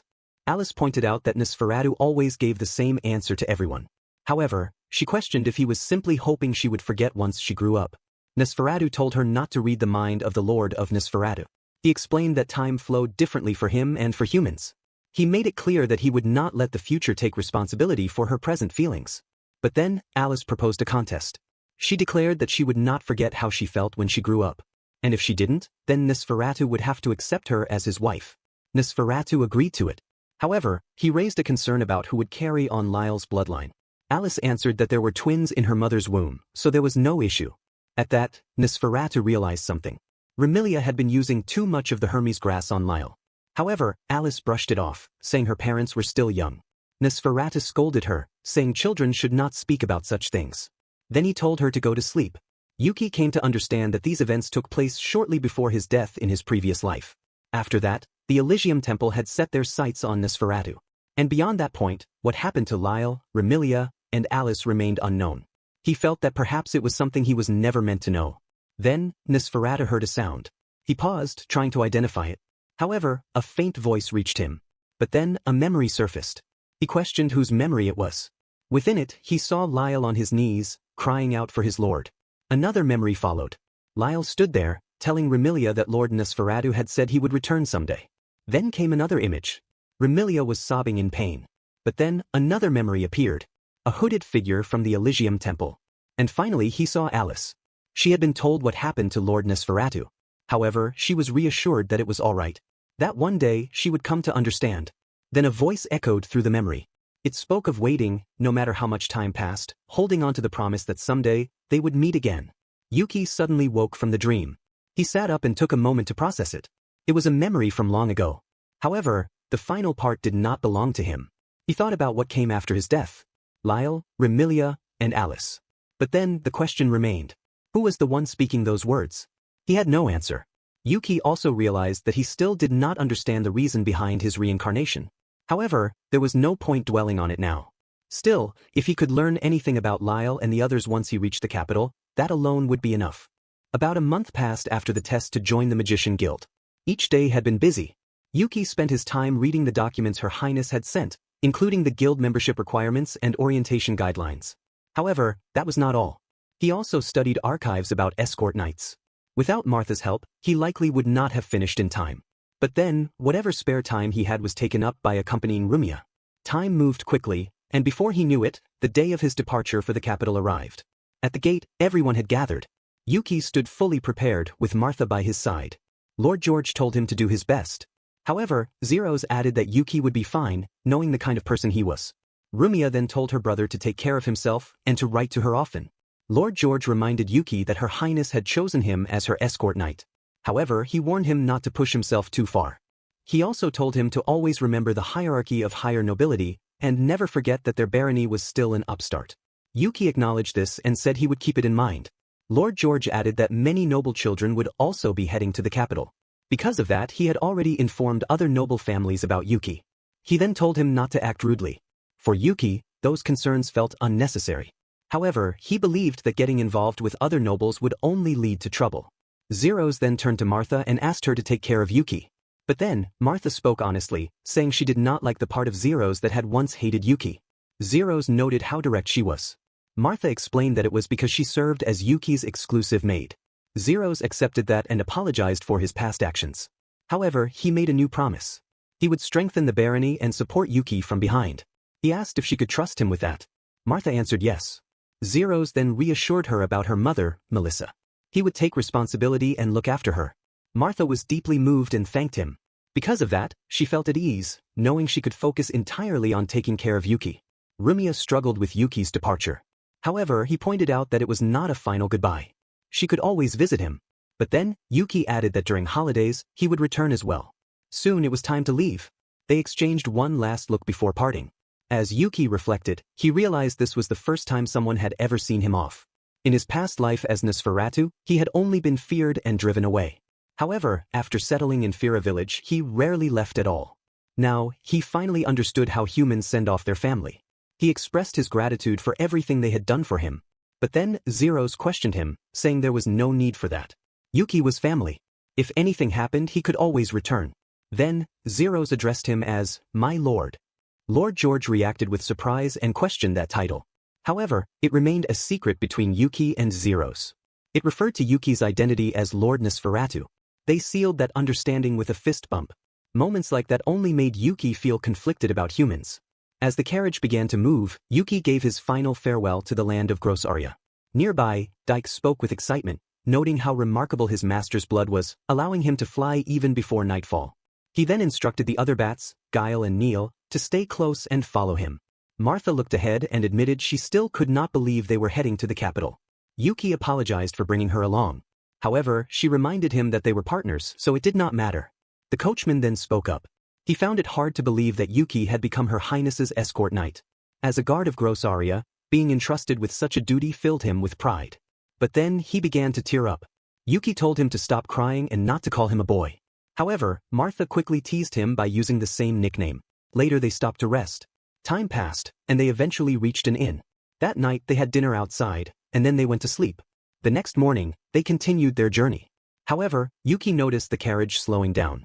Martha wondered if something had happened. The coachman apologized to both of them, but then Martha told him to stop calling her Miss Martha. Yuki quickly followed by teasing her with the same title. Soon, they realized it was not just their carriage. The one ahead was barely moving as well. For Yuki, that was a problem. He paused for a moment, then looked upward and called out to Dyke, asking if he was nearby. Dyke responded and confirmed. Yuki then asked him to check what was happening ahead. Dyke immediately obeyed and took flight. Yuki explained that Dyke was his familiar, along with Neil and Guile. Martha noted that he seemed to have many companions. However, Yuki expected her to be more surprised. Martha answered that Yuki had already done too many surprising things for her to react anymore. After a while, Dyke returned with his report. The carriage in front was moving slowly despite the road being clear. There were also many soldiers surrounding it. Dyke added that there were 3 carriages in total, along with a large number of guards. Yuki commented on how large the group was and asked if Dyke could identify whose carriage it was. Dyke mentioned that it bore a wyvern emblem. Yuki turned to Martha and asked if she recognized it. However, she was unsure whether it belonged to a marquis or a duke. The coachman then clarified. The wyvern was the family crest of Duke Surrey, a long-established noble house. Because of that, there was no way for them to pass. But then, the carriage ahead suddenly came to a stop. Yuki asked Martha if she remembered what his father had said about informing other noble families about him. He began to wonder what exactly had been said. Martha speculated that his father had likely been bragging about him. Yuki felt a bad premonition. However, the coachman informed him that someone from the carriage ahead was stepping out. Yuki decided to handle it himself. He told Martha to prepare his clothes, and she immediately obeyed. But then, as he dressed, the coachman remarked how naturally they worked together, like a married couple of many years. Yuki brushed it off, saying they were simply partners. Soon after, he stepped out of the carriage. Outside, Yuki approached the other carriage. He assumed it belonged to Duke Suri. He introduced himself as Yuki Grossaria, the second son of Baron Grossaria, and asked if there was anything he could assist with. However, the guards responded with arrogance. They stated that Lady Odette Suri, daughter of Duke Suri, was gracious enough to grant him an audience. They added that someone of his standing should feel honored to receive such attention. Yuki calmly declined. But then he paused. He briefly considered whether this could be beneficial for the people of this world. However, the irritation remained. He realized he would have to deal with it carefully. Yuki addressed the escorts again. He said that such fortune was too much for someone like him. He added that accepting it might exhaust a lifetime's worth of luck. However, he stated that he would need to consult his father first before accepting any words from a duke. With that, he prepared to take his leave. According to proper conduct, one should remain in place and wait for higher-ranking nobles to depart. For Yuki, that only reinforced how troublesome humans could be. But then, Lady Odette herself stepped out. She apologized for the behavior of her escorts. Yuki noticed her attire, refined and elegant. He briefly thought that Rumio would have been delighted to see it. Lady Odette then explained her reason for stopping. She had a proposal for him, and it was directly related to his official appointment as the escort knight of Iris Rischa. A memory surfaces from their childhood. Back then, Odette always stayed close to Iris. Despite having a different constitution, she still treated Iris as someone precious. She carried a firm resolve even at that age. She would protect Iris in the future, and she would stand as her escort. But then the scene shifts back to the present. Yuki focuses on Odette's words and questions what she meant about the escort appointment of Her Highness Iris. However, Odette immediately turns the question around and checks if he knows that Iris personally appoints her own escort. Yuki confirms that he heard it directly from Iris herself. But then Odette presses further and asks for the names of the 4 candidates. That number catches Yuki off guard. He did not expect there to be 4. However, Odette explains that Iris alone does not decide her escort. That realization settles in. Yuki recalls that Iris had mentioned something like that before. For the aristocrats, being chosen as her escort is the highest honor. But then that also means it cannot be decided purely by personal will. There must be a balance, a structure, a power dynamic among the noble houses. In short, one of the 3 other candidates besides Yuki is Lady Odette Suri herself. That fact is confirmed without hesitation. But then the situation sharpens. Odette's escort steps forward and makes it clear that Yuki now understands his place. The message is direct. He should withdraw from the candidates immediately. In their eyes, the only one worthy of becoming the escort knight is Odette Suri. However, Odette immediately shuts that down. She rebukes her escort without holding back. She makes it clear that such thinking is foolish. A duchess who receives everything without effort holds no real value. She refuses that kind of arrogance. She orders an apology on the spot. The escort complies at once. Yuki watches the entire exchange in silence, slightly stunned by how quickly the situation turns. Odette then orders for the impolite escort to be removed from her sight immediately. Yuki takes a moment to observe her. She is clearly hot-headed, but there is also control in how she handles things. However, Odette quickly regains her composure and apologizes to Yuki for making him witness something unpleasant. But then she shifts the conversation. She presents a simple proposal. She wants Yuki to join forces with her. She reveals that the other 2 candidates have already formed an alliance. That changes the situation completely. If Yuki and Odette work together, they can stand on equal ground against them. She even provides what they know. The opposing side consists of the Marquis house and the Count house. But then Yuki looks ahead and points out the obvious outcome. Only one person can ultimately become the escort. That means even if they defeat the other 2, the final decision will come down to a direct confrontation between him and Odette. Odette acknowledges that immediately. He understood the situation quickly. And he is completely right. Odette shows no doubt in her outcome. In her mind, she will be the one who wins. However, until that moment comes, she decides to treat Yuki as an ally. Through that alliance, the Baron house would gain favor from the Duke. Yuki then considers the balance and questions whether Odette herself would gain merit from this arrangement. He leaves the decision open and says he will think about it. However, Odette answers with confidence. There is a strong chance that an examination will be held to determine the final escort. Until then, the situation remains uncertain. But then Yuki sets his condition. He will make his decision once he reaches the capital. From there, he proposes a temporary truce. Not hostility, but cooperation when needed. Helping each other in times of distress. Through that they can also learn each other's strength. Odette accepts the idea without hesitation and agrees to the arrangement. Yuki expresses his gratitude and entrusts himself to her for the time being. But then Odette stops him. There is still something she wants to confirm. She brings up the story about him defeating the griffin that his tutor Kachel had summoned, all by himself. The question catches Yuki off guard. He immediately wonders where that story came from. Odette reveals that the source was his father. Yuki then corrects the claim. He was not alone. Iris and the other soldiers were there. It was a combined effort. Odette accepts that answer calmly. She admits that the story surprised her when she first heard it. Yuki apologizes for the strange rumors spreading around. The tension eases and a light moment passes between them. However, Odette adds one more thought. Defeating a griffin alone is not something a normal human could do. Yuki answers simply that he is human. Odette acknowledges that and frames her words as nothing more than an allegory. The conversation settles into a clear understanding. Odette recognizes Yuki's potential and looks ahead to working with him. Yuki accepts that in return. With that, they come to an agreement and seal it with a handshake. The scene returns to the inside of the Suri carriage. A woman asks Odette about her impression of Yuki-gurashi. However, Odette keeps her answer firm. She cannot afford to lower her guard around him. She reflects on what she observed. Yuki carried himself with dignity, even in front of someone from a duke house. He was quick to read the situation and respond without delay. Even with many soldiers surrounding them, he showed no hesitation. Because of that, Odette concludes that he is most likely hiding his true ability. But then the woman shifts the topic. She brings up the rumor about Yuki defeating a griffin alone and questions if it was exaggerated. However, Odette denies that.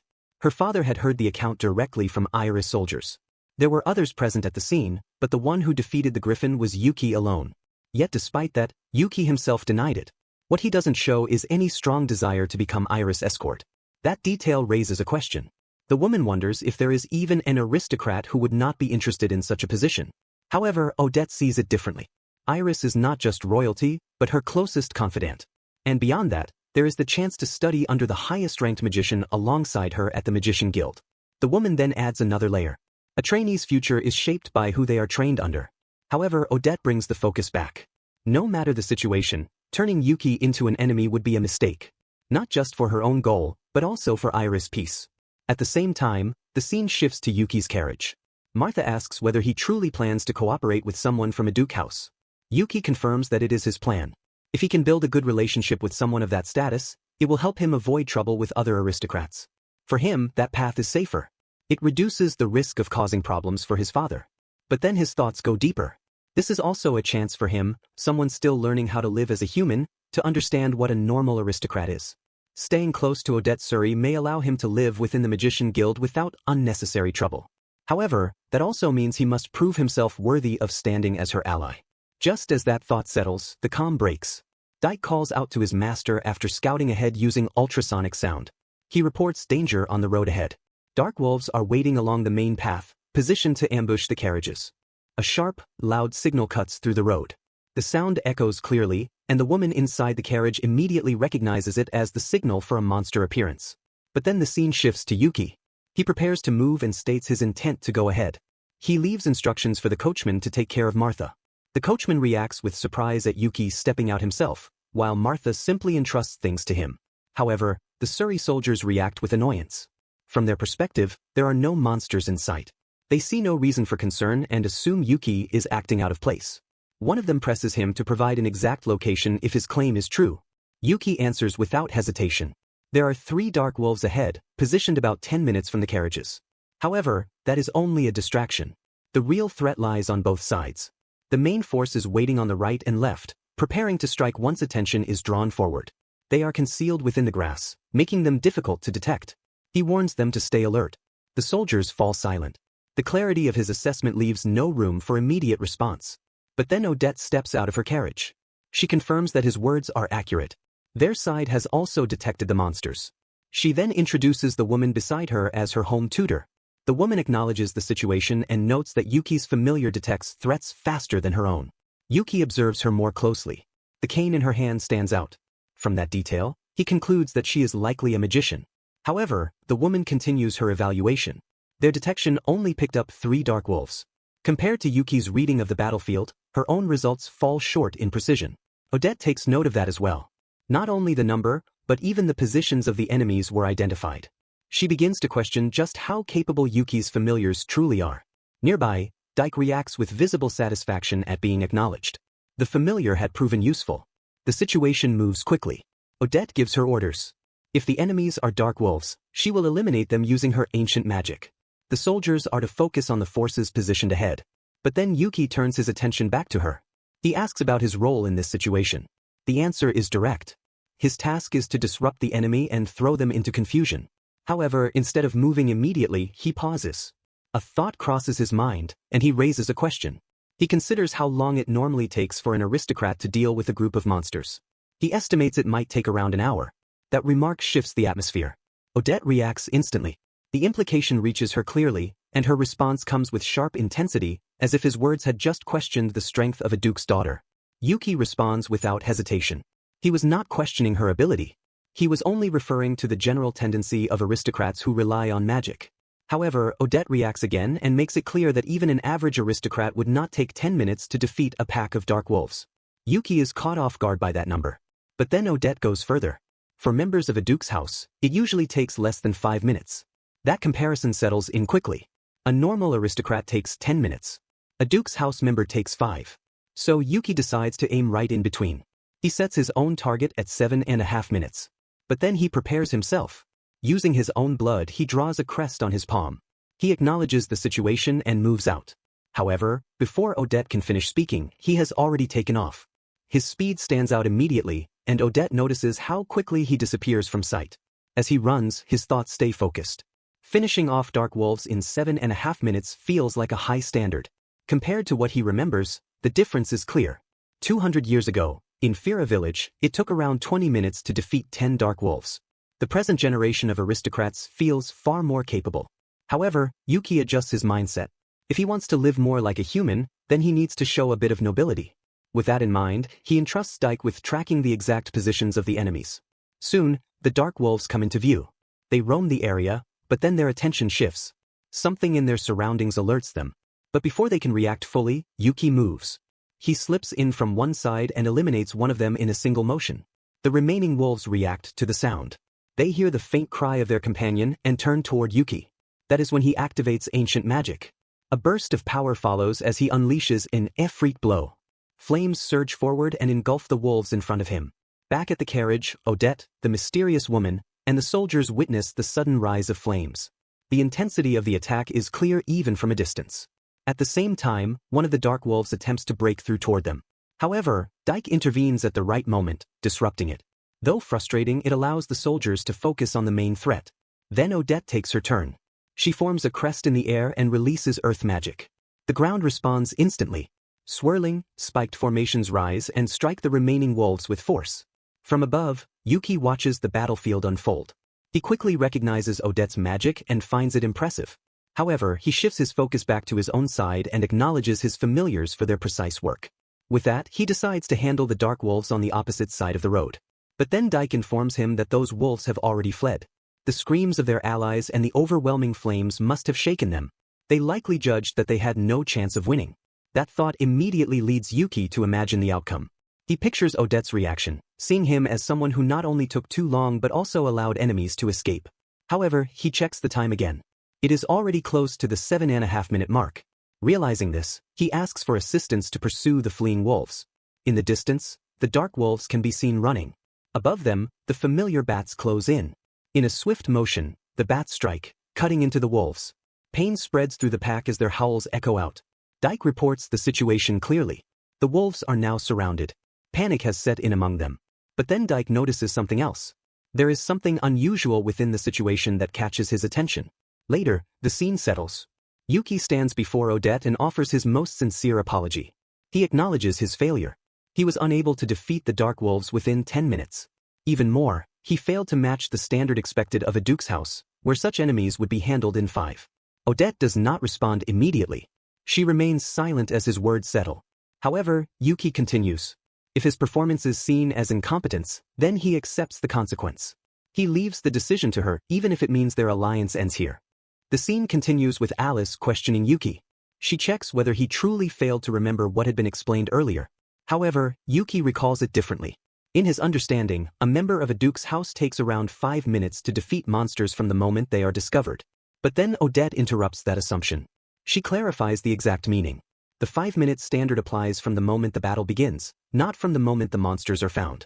That distinction hits immediately. Yuki is left stunned as the realization settles in. He understands that he misunderstood everything. He admits his mistake and apologizes. However, Odette continues to explain the reality. Finishing off monsters in just 5 minutes is already beyond normal limits. No human can move at that kind of speed. Even taking 10 minutes is not considered ordinary.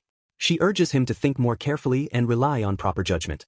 Yuki apologizes once again. He acknowledges that he has been living in the countryside for too long. His sense of standards is different. He resolves to be more careful moving forward.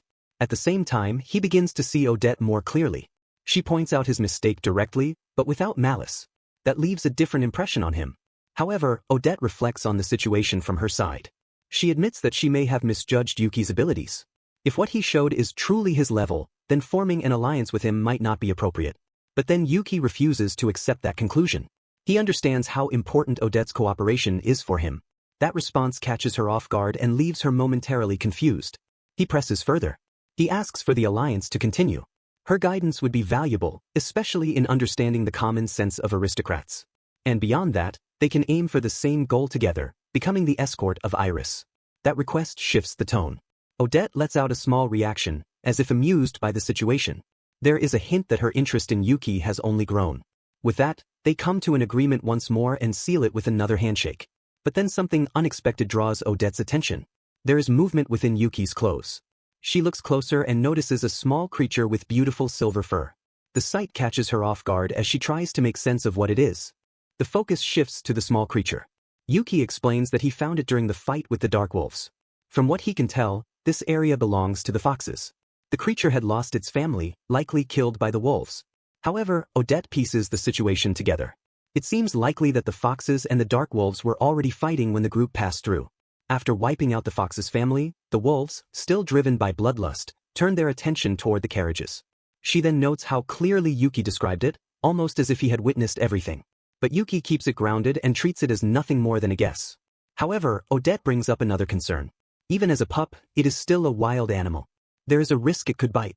Yuki confirms that it does. That response causes a brief reaction from her. But then Yuki quickly reassures the situation. The creature will not harm anyone unless he commands it to. He looks at the fox and gives it a name. Remy. From that moment, he decides to keep it. It will serve as his watchdog. With him attending the Magician Guild, leaving his maid unprotected is not an option. Odette accepts that reasoning. For a magician, having a familiar is natural. Yuki acknowledges her approval, and with that, he prepares to move. He signals that it is time to return, and the small fox follows along. As they walk, Yuki reflects on what happened. He feels regret for the creature's loss. If they had arrived earlier, things might have been different. With that thought, he decides to bring Remy back and introduce it to Martha and the bats. But then the scene shifts again. The mysterious woman approaches Odette, her attention fixed on the fox. She raises a concern about its fur. Odette confirms that the fur is silver. That detail leads to a deeper possibility. The woman considers whether the creature could belong to a higher species, a silver bay fox. The idea surprises Odette. That species is known for its ability to use magic and even take human form. However, Odette quickly dismisses the idea. From everything she knows, silver bay foxes do not adapt to humans. Even skilled magicians have tried and failed to tame them as familiars. The woman agrees with that reasoning. Transforming into a human would require a massive amount of magic. It is not something that would happen easily. In fact, it is almost impossible. So the conclusion settles in. For now, the creature is simply an ordinary silver fox. One that happens to be calm and able to stay close to Yuki without resistance. That quiet acceptance brings a brief sense of relief.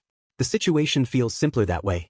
And with that, they choose to believe it is nothing more than a normal fox. The scene returns inside the carriage. Odette reflects on her earlier impression of Yuki. At first, she underestimated him. As the illegitimate son of a baron, she assumed he would gladly accept her offer and follow along without question. However, after seeing him for herself, that assumption now feels disrespectful. Beside her, the mysterious woman considers everything they witnessed. Yuki's fighting ability, his awareness on the field, and even the way he commands his familiars all stand out. Taken together, it is clear that he is powerful. He holds the level of a first-class magician and warrior. However, Odette focuses on what comes next. For now, Forming an alliance with Yuki is the best path until they overcome the other two candidates. But then, once that stage is cleared, Yuki himself will become the greatest rival. Before reaching that point, she decides that she must learn more about him. With that thought, she begins to act. She chants quietly and prepares a spell. A bright light gathers beneath her hands. She looks toward the mysterious woman, who confirms that she is performing it correctly. A small crest takes shape, and from it, an earth attribute familiar emerges in the form of a shadow serpent. The plan is simple. The serpent will slip into Yuki's carriage and at least gather voices. The mysterious woman observes the result and acknowledges it as a strong use of ancient magic, though still not perfect. However, Odette's confidence does not waver. In her mind, standing beside Iris as her escort knight is already decided. But then the scene shifts again. Inside Yuki's carriage, he notices the presence of the shadow serpent as it quietly enters. Remy also reacts to it. He spreads a bit of his blood across the four corners of the carriage. With that, he creates a way to sense anyone passing through. From the situation, he concludes that the source is most likely Odette. He then steps out, deciding to respond directly. Soon after, he arrives at the Surrey carriage. He makes it clear that he came because of the messenger familiar and prepares himself to assist. However, Odette adjusts the situation. She gives the impression that she intentionally used her familiar to call him over. From that, Yuki comes to a realization. A member of a duke family uses ancient magic even for something as simple as summoning someone. Odette confirms that understanding. There is no deeper purpose behind it. But then she reveals her real intent. She simply wanted to confirm how serious Yuki was about this path. Yuki focuses on Odette's words and tries to understand what she meant by desire. However, Odette shifts the explanation towards something more practical. When someone becomes an apprentice at the Magician Guild, the magician within the guild becomes their master. Yuki recalls hearing that from his brother, confirming the point. But then Odette presents a new idea. If Yuki becomes an official member of the guild, he will gain permission to explore Elysium. And within that place, if he manages to obtain an ancient item, his family's court rank could rise. There is even the possibility of being granted a completely new aristocratic house. That thought catches Yuki off guard. He had no knowledge of such a system. The idea begins to take shape in his mind. If he finds an ancient item, the Grossaria family could rise from baron to viscount. Or he could establish a new noble house altogether. However, another question follows. He wonders if gaining a new aristocratic house is a once-in-a-lifetime opportunity. Odette confirms that it is. When an aristocrat dies, their rank and land become available to be claimed. But then Yuki considers a different angle. What happens if they do not die? That assumption itself feels unusual, and Odette reacts as if it is not something people normally consider. Yuki's thoughts continue to drift. If he were to gain a rank and live a quiet life within the territory granted to him, that would normally be the end goal. However, in his case, there is a possibility that he may not die. That alone creates a problem. Because of that, he brings up another question. He wonders if there exists an ancient item that grants immortality. That idea immediately triggers a reaction. The request sounds excessive. However, Yuki refines the thought. It is not absolute immortality he is referring to. It is something closer to survival beyond what should be possible. An item that makes it seem natural that he is still alive. Odette considers that carefully. Ancient items are known for their overwhelming power. Because of that, such an item could exist. That possibility draws Yuki in. He feels a strong desire to obtain it. However, that only reinforces how ambitious his goal sounds. But then his thoughts settle into something deeper. His true intentions begin to take shape. First, he wants to understand humans. Then, he wants to confirm whether Iris is truly a descendant of Alice. And beyond that, he wants to uncover what really happened to Fira village. However, there is one final reason that stands above the rest. He wants to see the outcome of everything he has done. The results of his actions. He needs to know whether it all led to something good or something bad. Odette studies Yuki and reaches her own conclusion. He is trying his hardest to master ancient magic, and the result of that effort is aiming for the position of Iris' personal knight. However, as that thought builds, her reaction rises with it. The idea of seeing how far that path leads, how far he can go, comes out with intensity. But then the moment turns slightly awkward, leaving both of them unsure how to respond. Yuki adjusts quickly to smooth it over. He agrees with the idea in a simple way. He wants to know how far he can push his magic. Odette exhales and settles. From her perspective, that answer shows something about his character. He does not chase status or ambition in the usual way. Even so, he stands as her rival, and she acknowledges that with respect. But then Yuki shifts the focus back to her. He wants to understand why she is so determined to become Iris Knight. Odette's answer is direct. Her goal is to protect Iris. For that purpose, she is willing to give up everything. That leads Yuki to notice something. The way she refers to Iris feels personal. Odette reacts for a brief moment, then steadies herself. Iris is not just royalty to her, but a childhood friend. There are circumstances behind Iris learning magic, though those details remain unspoken. Because of that, Odette wants to stand beside her and support her. Yuki becomes the first person she has ever shared this much with. However, Odette then admits something else. She had not been fully honest before. Sending her familiar into his carriage was not just for convenience. It was to understand what kind of person Yuki truly is. But after seeing his reaction, she recognizes that he exceeded her expectations.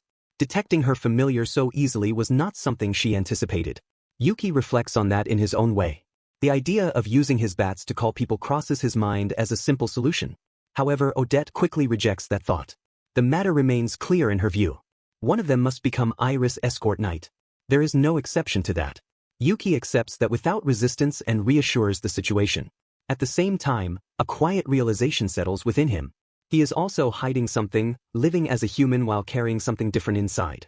Yet the feeling of wanting to protect someone at any cost is something he understands clearly. Because of that, he chooses to trust Odette. That decision catches her off guard. He adds one small request. The next time she calls him, it would be better to do it normally, by knocking. The idea of relying on a familiar for that feels unnecessary. The tone softens slightly. Odette reacts with a light amusement. There is something unusual about Yuki that stands out to her. However, her wish remains unchanged. In the end, she hopes that the one who becomes Iris Knight will be either herself or Yuki. Then the moment shifts. The mysterious woman calls their attention forward. They have arrived at their destination. The royal capital of Bulgaria comes into view. It is also the place where the entrance to Elysian is located. As they approach the gates, Yuki's thoughts drift. Elysian is the same place where the Elysium Temple was founded 200 years ago. He begins to wonder what it has become now. And somewhere within that capital, Iris is already waiting for him. In the aristocrats' ward of the royal capital Bulgaria, Yuki and Martha stand together in front of their lodging house. Yuki takes notice that Odette's lodging is right next door, each of them assigned one of their own. Martha looks around and remarks on the layout of the area. Seeing that several identical buildings line the ward, she feels a quiet sense of relief. They won't have to share a roof with any members of the Duke's family. Yuki shares the sentiment. They step inside. Martha takes in the interior and it surprises her. The space is far larger than it looks from the outside. Her instinct, as always, is to clean it top to bottom. For a brief moment, she tells herself that tending only to the rooms they'll actually use should be enough. But then she catches herself and takes it back. This is Lord Yuki's house. She'll have to clean all of it. Yuki agrees without hesitation. He offers to help her with the work. Then he turns to Remy and tells her she's being appointed as Martha's escort, and as a maid apprentice. Before saying anything more, he asks Martha to look away. With Martha's back turned, Yuki leans in and speaks quietly to Remy. He brings up the fact that she is a silver bay fox, and asks whether she's ever thought about trying to transform into a human, the way her parents can. Remy doesn't fully understand what he means, but she's willing to try. Yuki moves forward with it. In his usual manner, he cuts his finger and lets Remy lick the blood. Mistal blood, a dense concentration of magical power, fills in what Remy currently lacks. A moment passes. Then Remy transforms. The shift completes successfully, and standing before Yuki is a young girl who looks to be around 10 years old. He wonders aloud how long she'll be able to hold the form. It's her first time, and she estimates it at around 2 hours. Yuki takes a closer look at Remy's status. He learns that silver bay foxes already carry the ability to transform into humans from the very start. It's a skill they're born with. What the Mistal blood does is simply add to the skills already tied to their familiar bond with him.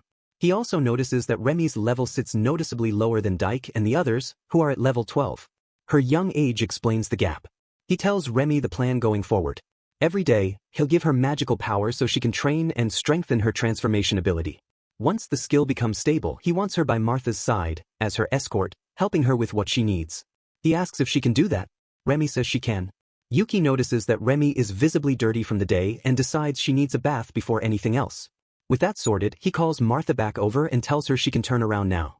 When she does, the sight of Remy in human form doesn't catch her off guard the way Yuki expected. She had already figured it out on her own. Yuki is mildly put out by this. He asks her to at least pretend to be a little surprised. Martha assures him that she was, in fact, surprised. She simply chose not to show it in front of him. Yuki then explains the arrangement. Remy is here to help Martha around the house. Martha takes it in stride. She knows by now that when Yuki sets his mind on something like this, there's no stopping him. So she isn't surprised by that either. Remy, for her part, steps forward and formally offers herself as Martha's helper, asking to be looked after. Martha welcomes her warmly, and the two meet properly for the first time. Later, while the water is being warmed up for Remy's bath, Dike comes to find Yuki. He lets him know that someone is at the door, a man dressed in noticeably fine clothes. The visitor offers a polite apology for arriving so soon after Yuki's return to the royal capital. He introduces himself as a messenger sent on behalf of Her Highness Iris Risja. The message is straightforward. Her Highness is holding a meeting the following day and hopes that both Lord Yuki and Lady Odette will attend. Yuki agrees to come. It's been a while since Yuki last saw Iris, not since the test. He finds himself wondering quietly how she's been. Meanwhile, next door, the mood is far less easy. Odette sits with a letter in her hands, and she is not pleased. Her tutor notices and asks whether the messenger from Her Highness has already been by. Odette confirms it, but the letter in her hand didn't come from the palace. It came from her father, and it arrived first. Not long ago, Odette had been in good spirits, enjoying her conversations with Yuki. But now, after reading those words, her mood has shifted entirely. In it, he reminds Odette plainly of the terms she agreed to, that becoming a magician was the one condition he set in exchange for letting her live as she chose. If she fails to meet that condition, she will be called back to the house.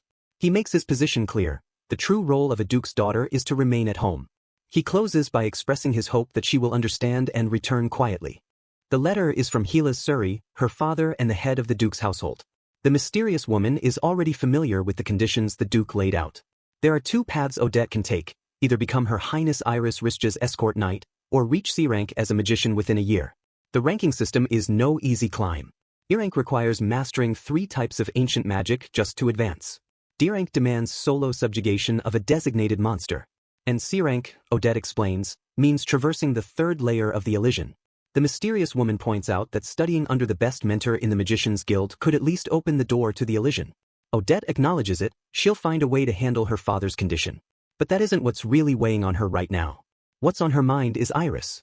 Odette made a promise to Iris that they would be together, always. Even knowing that Iris will stay young forever, Odette hasn't wavered. However she has to do it, her goal is to protect Iris. The escort knight condition her father imposed is something she's willing to go along with outwardly. But there is someone else, someone Iris trusts just as deeply.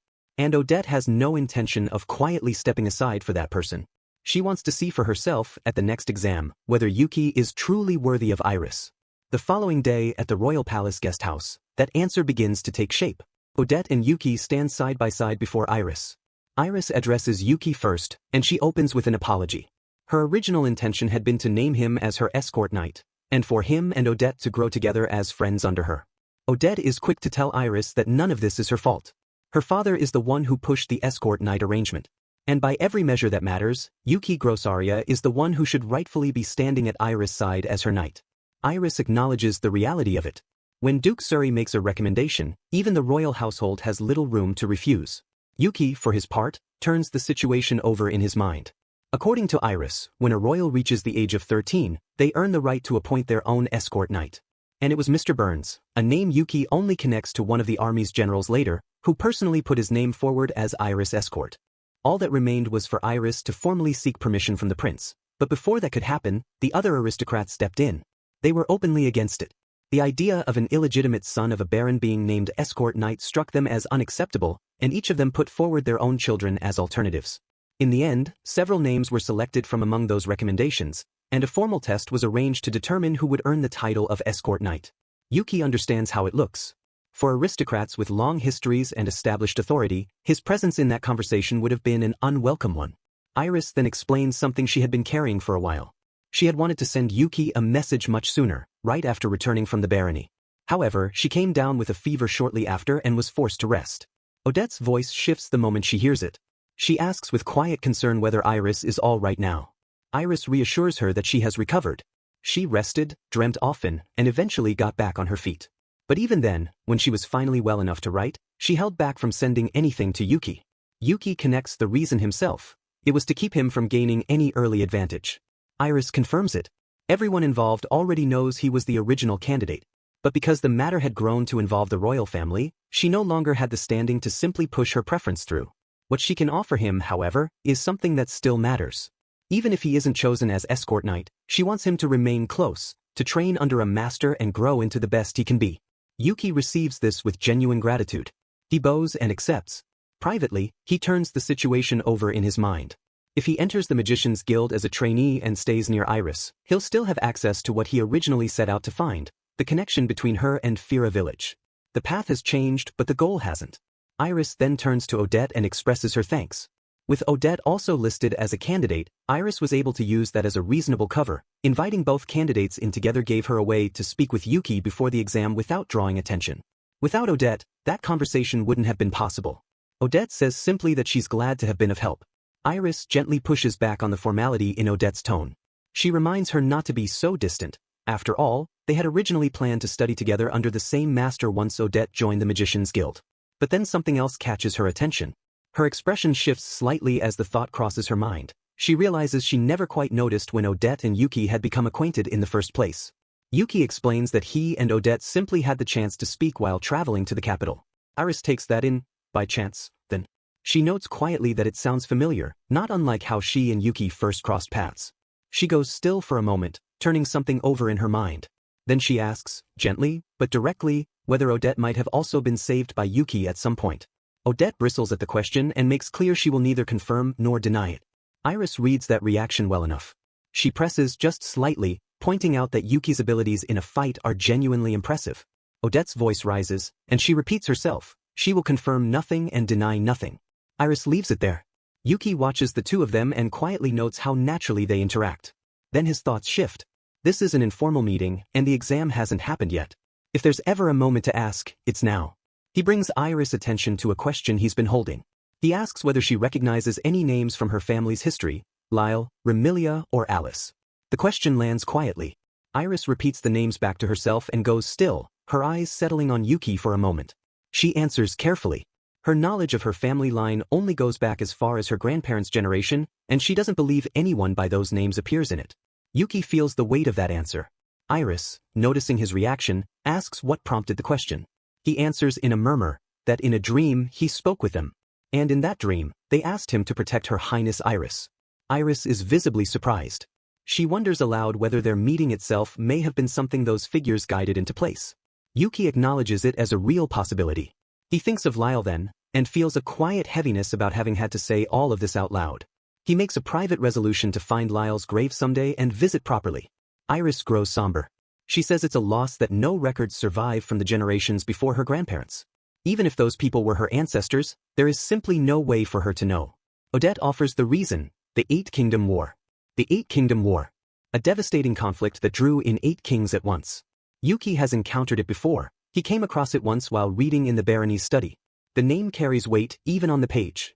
Odette explains that the war erased most of the old records along with everything else. More than half of the ancient items that existed before it simply vanished. Whatever remained was sealed away. The trail ends there. Iris shifts the conversation. She brings up the Escort Knight selection exam and mentions that the Magician's Guild has already settled on a venue. The location chosen is the cave where the Holy Sword is kept, specifically its shallowest part. But then a voice cuts in from outside, apologizing for the interruption. 2 visitors have arrived, Gilvin Kieltze, son of the Marquis, and Geyer Wolfgang, son of the Viscount. The attendant waits for instruction. Iris recognizes the signal. Their private time together has run its course. She gives the order to let them in, and adds that she has something to address with all the candidates present. A moment later, the 2 young men enter the room. The one who walks in first carries himself with an unmistakable confidence. His posture deliberate, his presence filling the space around him. The one behind him is noticeably different, quieter, more reserved. The bold one is Gilvin Kieltze, the Marquis' son. The reserved one is Geyer Wolfgang, the Viscount's son. Together, they make up the remaining candidates. Gilvin doesn't waste time with formalities. He addresses Iris directly, asking whether a particular rumor holds any truth, that the Escort Knight selection will be conducted fairly. He points out that meeting privately with only 2 of the candidates before the exam hardly looks that way. However, what bothers him even more is the exam itself. As far as he's concerned, it's an unnecessary exercise. He states plainly that he is the only one fit to stand at Iris' side as her knight, and he puts the question back to her, asking if he's wrong. Iris responds with a calm smile. Odette, standing beside her, gives him a look that carries considerably less warmth. Geyer, standing quietly behind Gilvin, murmurs that the way he's speaking is a little rude. Gilvin turns on him immediately and shuts him down, making it clear that someone from a Viscount family has no business talking back to him. Geyer shrinks and mutters that he didn't mean anything by it. Yuki watches the exchange and takes note. The power balance between aristocrats is laid out plainly in moments like this. He wonders, not for the first time, whether people actually enjoy this sort of thing. Then Jilvin's attention shifts to Yuki.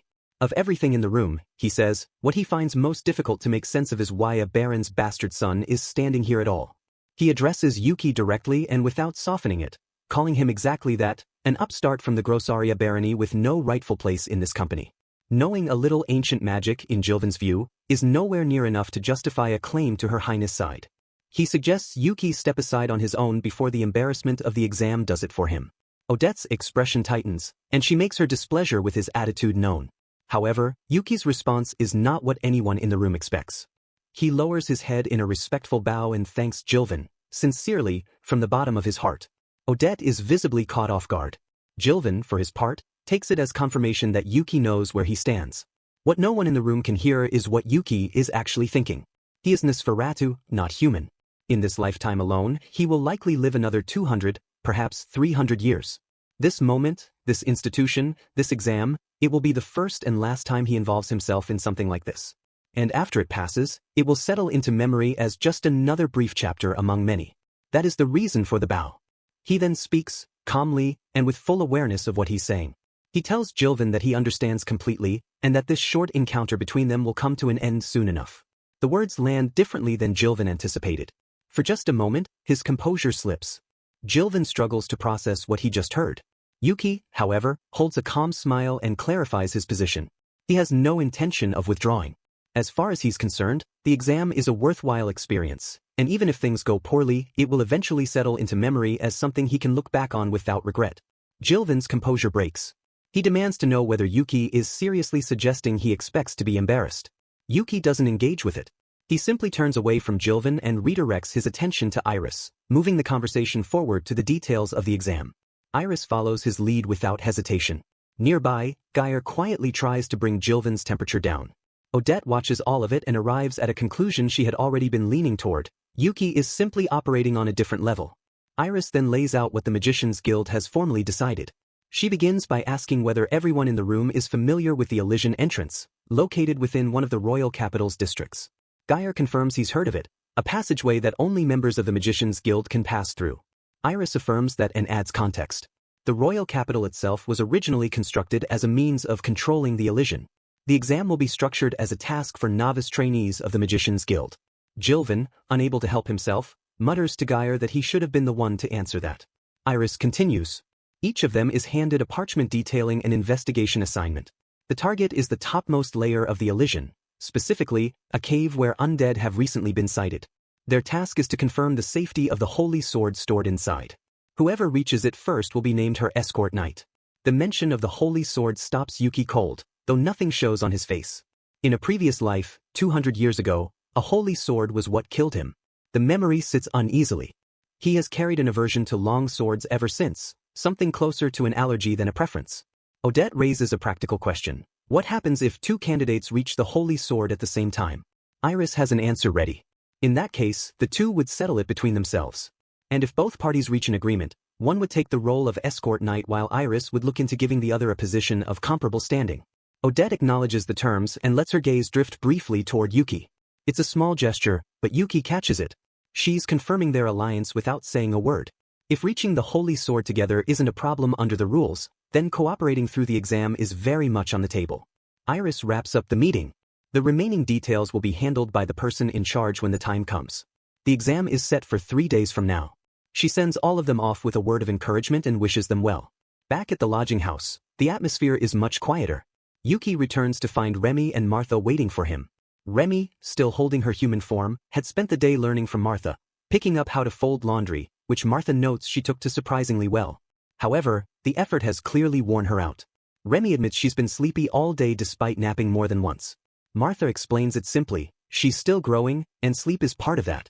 She tells Remy it's fine to rest if her body needs it. Remy, ever earnest, points out that she is Yuki's familiar and feels she should stay alert. Yuki settles it himself. He tells her it's all right, and with that he transforms her back into her fox form. She's asleep almost immediately. Martha then turns to the matter of the exam. Yuki gives her the short version. He'll be going into a dungeon that has undead in it. Martha takes that in with quiet concern. Yuki makes no effort to hide the fact that he dislikes the undead. Martha recalls the skeleton that surfaced when they visited a grave with Lady Rumia. Yuki handled it, but the memory is enough for her to ask him not to do anything reckless. He tells her he'll do what needs to be done. Martha's answer to that is simple and without hesitation. Whatever the outcome, she will be by his side. Then, shifting the mood entirely, she mentions that honey at the royal capital's market is surprisingly affordable, and because of that, she made his favorite pancakes. Yuki's face lifts. He asks if she can make them again tomorrow too, the day before the exam. He wants to go in feeling ready. Exam day finally arrives. Sir Burns leads the examinees through the royal capital, past the Linbell Magician Guild, the guild's main headquarters, and the magician's research facility. Along the way, he and Yuki exchange a quiet word between themselves, a brief, understated acknowledgement that it's been a while since they last saw each other. Sir Burns notes that things became more complicated than either of them expected. He and the princess had put Yuki's name forward together. Yuki already knew that part, and he fills in the rest himself, noting that the other aristocrats hadn't been on board. Sir Burns confirms it. He then makes something clear to Yuki: if someone else ends up being chosen at the end of all this, he will personally make sure it isn't for nothing. He gives his word on it and means it. He owes Yuki that much. Yuki takes the measure of the man and finds him genuinely decent. They arrive at the entrance to the Elysian. A hooded woman steps forward and introduces herself as the examiner for the day, a C-rank magician named Demeter. She opens the gate and gives them their first instruction: proceed with care. What lies beyond is distorted. This passage is the only way in. Sir Burns adds his own guidance. He tells the group to hold onto the person beside them and keep their eyes closed until the disorientation settles. They descend. The staircase spirals in a way that doesn't quite follow logic, and Yuki moves carefully, watching every step. The sensation is deeply strange. He is clearly going down, yet everything his body registers tells him he is going up. Odette voices her discomfort almost immediately, remarking on how wrong the place feels. Yuki agrees. It's an unpleasant space by any measure. A moment later, Odette brings her hand to her mouth. The disorientation is hitting her harder now, and she admits she isn't feeling well. Yuki checks on her. He manages the descent more steadily than the others. In a previous life, he spent a great deal of time airborne, and that history sharpened his sense of balance, made him more adaptable to sensations like this. But even so, the place unsettles him in a different way. To think he is walking into the Elysian. 200 years ago, this was under the strict control of the Elysium Temple. Ordinary people didn't wander near it. Those who did were executed. What was once completely off-limits now sits beneath the royal capital, accessible through a guild's gate. Yuki's thoughts are quietly conflicted. The place carries a dark weight, but underneath that, something else stirs. The fact that he is standing inside an ancient ruin is genuinely exciting to him. He catches himself and reflects, not for the first time, that magicians carry a great deal of karma. Sir Burns announces that they are nearly at the Elysian itself and tells everyone to take a good look. They do. What opens up beneath them is vast, a massive underground labyrinth stretching deep into the earth. They take it in for a moment in silence. Sir Burns provides the context. The labyrinth was discovered 220 years ago and has never been fully explored, even to this day. The area the 4 candidates are permitted to enter is the top layer only. He makes it plain that going any deeper than that puts their lives at risk. Jilvin bristles at the bluntness. He reminds Sir Burns of his standing, son of a count, and suggests the general mind how he speaks. Sir Burns doesn't flinch. He points out, evenly, that it's bold talk from someone who couldn't walk a straight line on the way down. Jilvin has no immediate answer to that. Sir Burns then directs their attention to the Holy Sword Cave, visible from where they stand. He makes clear that only those who can keep up should proceed. He glances at Yuki and notes, without much fanfare, that he doesn't seem to be struggling at all. The examiner, Demeter, takes over from there. As everyone finds their footing, she lays out what to expect inside. Undead have been reported in the cave, specifically low-level ghosts and skeletons. The skeletons present are the weaker variety. As for the ghosts, a strong enough will is sufficient protection against possession. However, if at any point the situation feels too dangerous, the instruction is simple: turn back and return to the passageway. Talismans inside the cave will prevent the monsters from giving chase. Demeter signals that it's time to move. Moments later, they arrive at the entrance to the Holy Sword Cave. She repeats her earlier warning one final time: if it becomes too much, give up promptly and withdraw. She also adds that this location is being prepared for use as an orientation site for new Magician Guild trainees, which means monsters from the ancient ruins may also surface. Demeter doesn't soften the final warning. People have lost their lives in this place. Jilvin pushes back immediately, taking the statement as a personal slight against his standing as a member of the Count's family. Demeter doesn't back down. She tells him plainly that if he's that confident, he's welcome to walk the first floor alone. Monsters can appear in the passage, even if rarely. And if he stumbles into one of the pits while fighting, the fall alone will kill him. She makes it clear that if he goes down in the middle of the exam, there is no rescue coming. The words land. Jilvin goes quiet, and for just a moment, something closer to fear crosses his face. Demeter then lays out the objective. The goal is to reach the holy sword at the innermost part of the cave. Whoever gets there first wins the exam. Magic is permitted freely. With that, she opens the floor to questions. Gaia raises his hand and asks whether sabotaging the other candidates is against the rules. Demeter confirms that it is, but she's also honest about the limits of enforcement. They can't monitor every corner of the cave from the outside. What they can do is heal injuries and carry out a rescue if someone gives the signal to withdraw. This place, she reminds them, is nothing like the world above. They need to keep that in mind. Odette follows with a practical question. How will they confirm who actually reaches the innermost part first? Demeter explains that she will send her own familiar along with each candidate to track their location. Candidates are also permitted to bring their own familiars, but she is clear on one point: a familiar reaching the holy sword does not count. The candidate themselves must reach it. That is the only condition that matters. Demeter then turns to Yuki and asks if he has anything to add. He does. His question is a different kind entirely. He asks why the holy sword, an item of clear historical and ancient significance, is sealed away in a place like this. The question catches Demeter off guard. The others in the room share the same reaction. The question is unusual enough that it throws everyone off for a moment. Yuki himself quietly wonders if raising it was a mistake. Demeter, however, gives him a straightforward answer. The reason is simple. There is not a single person alive who can actually use the holy sword. That is the nature of the item. If he wants to know more, she suggests he speak with an official guild member. Yuki thanks her and leaves it there. What Demeter doesn't say aloud, but clearly thinks to herself, is that the other three candidates are focused entirely on clearing the exam. Yuki, it seems, is already thinking past it. Demeter gives the group 5 minutes to prepare. They can plan on their own or talk with whoever they choose. This moment, she notes, is also part of the demonstration. The one worthy of standing at Her Highness' side should already be showing the right kind of thinking and judgment. Odette moves toward Yuki immediately and asks whether he brought his familiars. He didn't. He had no way of knowing what kind of environment the illusion would be, and he didn't want to risk bringing them in unprepared. He asks her the same. Odette explains that her summoning process takes too long to be practical here. She then tells him to drop the formal address between them. For the duration of the Holy Sword Cave, they are equals. She's also heard that formality slows things down when it matters. Yuki agrees without argument. He gets to the point. He lays out the basic shape of the cave, 2 possible routes. One is a straight passage, faster but heavily populated with undead. The other is a detour, longer but with far fewer of them. Odette asks what he thinks they should do. Yuki's answer is the straight passage. The undead are slow-moving, and using boosted, they can navigate through without engaging most of them. Odette is upfront about her limitations. She can only sustain boosted for a short stretch of time. The other ancient magic she has available are snake summoning and force of earth. That's the extent of it. Yuki takes stock of that and tells her not to worry about the skeletons and ghosts. He'll handle them.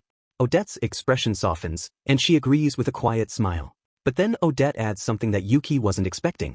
If they win, she wants Yuki to be the one who becomes Iris' escort knight. Yuki is genuinely thrown by this. It's not what they agreed on. Odette reminds him of something she's already mentioned, that she and Iris grew up together as childhood friends. She doesn't go into everything, but she shares enough. Iris has been looked down upon by the other princes and princesses for years, partly because her grandmother came from a commoner background, and partly because of her constitution. Yuki mentions that he already heard about Iris' constitution back in the barony. Odette nods and tells him plainly, Iris truly trusts him. She reaches out and takes his hand as she says it. What she wants, more than anything, is for Iris to be happy. And for that, she believes the person standing at Iris' side should be someone with the real ability to protect her. Odette is content to support from where she is. Yuki turns it over quietly. It's clear that Iris means everything to Odette. She is not someone Odette takes lightly. However, becoming Iris' escort knight isn't something Yuki has any particular desire for himself. At the same time, simply brushing past what Odette just said doesn't feel right either. He doesn't dwell on it. He tells Odette it's time to move. She closes her hand into a fist, a small, quiet gesture of resolve. The candidates line up, ready. Odette sends them all off with a word of encouragement. And with that, the exam begins. Demeter watches as the 2 of them open with boosted, a proper strategy, she notes. The deciding factor will come down to how quickly they can activate it. Yuki moves fast. He draws a crest on his palm in an instant, and before Odette can finish her chant, he sweeps her onto his back and takes off. He offers a quick apology as he does it. He's taking the lead right away. Odette is caught completely off guard. She protests that she hadn't finished her chant yet. Behind them, the remaining candidates stand frozen, struggling to process what they just witnessed. As they move, Odette recovers enough to voice her surprise. This is the first time she has ever been carried by a man. She demands to know what he thinks he's doing. Yuki reminds her simply that they are partners in this exam. The chanting is her role. He'll handle the rest. Then Odette's eyes go wide. Ahead of them, skeletons block the path. She calls out to Yuki. He already knows. As they close the distance, Odette braces for a fight. However, the moment Yuki's knife barely grazes the nearest skeleton, something unexpected happens. The skeletons tremble. And then they back away. Odette watches in confusion as they retreat without a real confrontation. Yuki offers an explanation, though not the complete one at first. He starts by mentioning that undead are known to dislike silver weapons, then immediately corrects himself. That isn't the real reason. What he actually coated the dagger with is his mistal blood. Odette turns this over quietly, sensing that it isn't an ordinary thing. It isn't. Mistal blood carries purifying properties. When undead come into contact with it, they are purified, and they want no part of that. This reaction is nothing new to Yuki. Long ago, the same thing happened repeatedly, and people drew the wrong conclusions from it. They called him someone the undead feared. Someone who ruled over them. That misunderstanding is exactly where the title Vampire Lord originally came from. The skeletons hover at a distance, visibly unsettled. Yuki takes the opening. He waves them back, clears enough space, and tells Odette to hold on tight. They push through. Behind them at the entrance, Sir Burns murmurs the word to himself, Elysian. He recalls what little is known about it. The Elysium Temple once retreated deep underground, and even now, only the upper layers have been uncovered. It may take several hundred more years before anyone reaches the full extent of what lies beneath. Demeter reminds Burns that there is an exam underway and asks him to compose himself. Burns waves it off. He's simply bored, he says. But he isn't done. He brings up something that's been circulating, that the ghost of a dead Elysium Temple priest is said to wander the bottom layer. Demeter confirms she's heard the same, but dismisses the concern. The talismans placed throughout the passageway are there precisely for that reason. Nothing comes through unless it's deliberately summoned. Burns follows up with a reasonable question. If that's the case, then why are there undead in the Holy Sword's cave at all? Demeter acknowledges it and says the matter is already under investigation. Burns presses further, asking whether running an exam here is really wise under these conditions. Demeter holds firm. The talismans in the passageway were checked by the person in charge just the day before. There is no problem. Burns isn't fully convinced. He looks around and thinks about what this place once was, a battlefield where a great many people lost their lives. He wouldn't be surprised, he says quietly, if some of them never quite found their way out. Then the air changes. Thick white smoke begins rising and spreading through the surroundings. Demeter notices it immediately, uncertain at first whether it's simply fog. Burns reads it differently. It seems, he observes, that they are being tested as well. Something moves through the smoke. Demeter's expression tightens. There are ghosts in the passageway. She can't make sense of it. The talismans were checked just yesterday. Burns offers the explanation. Higher-ranked undead may have appeared. One's powerful enough to nullify the talisman's effect entirely. Ghosts are cold spirits. Under normal circumstances, physical attacks pass right through them. However, Burns doesn't reach for a conventional response. He grips his axe firmly, and the handle begins to shine. In one clean, swift motion, he cuts through several of the ghosts. What makes this possible is that his weapon is no ordinary one. But the fight isn't his alone. Nearby, Demeter is already moving, chanting steadily, drawing a crest in the air, and issuing a command to the spirits around her. She releases Darkness Thorn, and the ghosts in the surrounding area are obliterated. The passageway clears. The moment gives Demeter pause rather than relief. A Requiem festival was held after the Eight Kingdom War specifically to put spirits like these to rest. She can't understand why they are appearing now. Then one of the ghosts speaks. It remarks that Demeter's activation is slow. It identifies itself, and the others with it, as kings, and laments that the seventh priest is not present. The mention of the seventh priest visibly catches Demeter off guard. Burns, for his part, simply notes that ghosts are among his least favorite things to deal with, far too troublesome.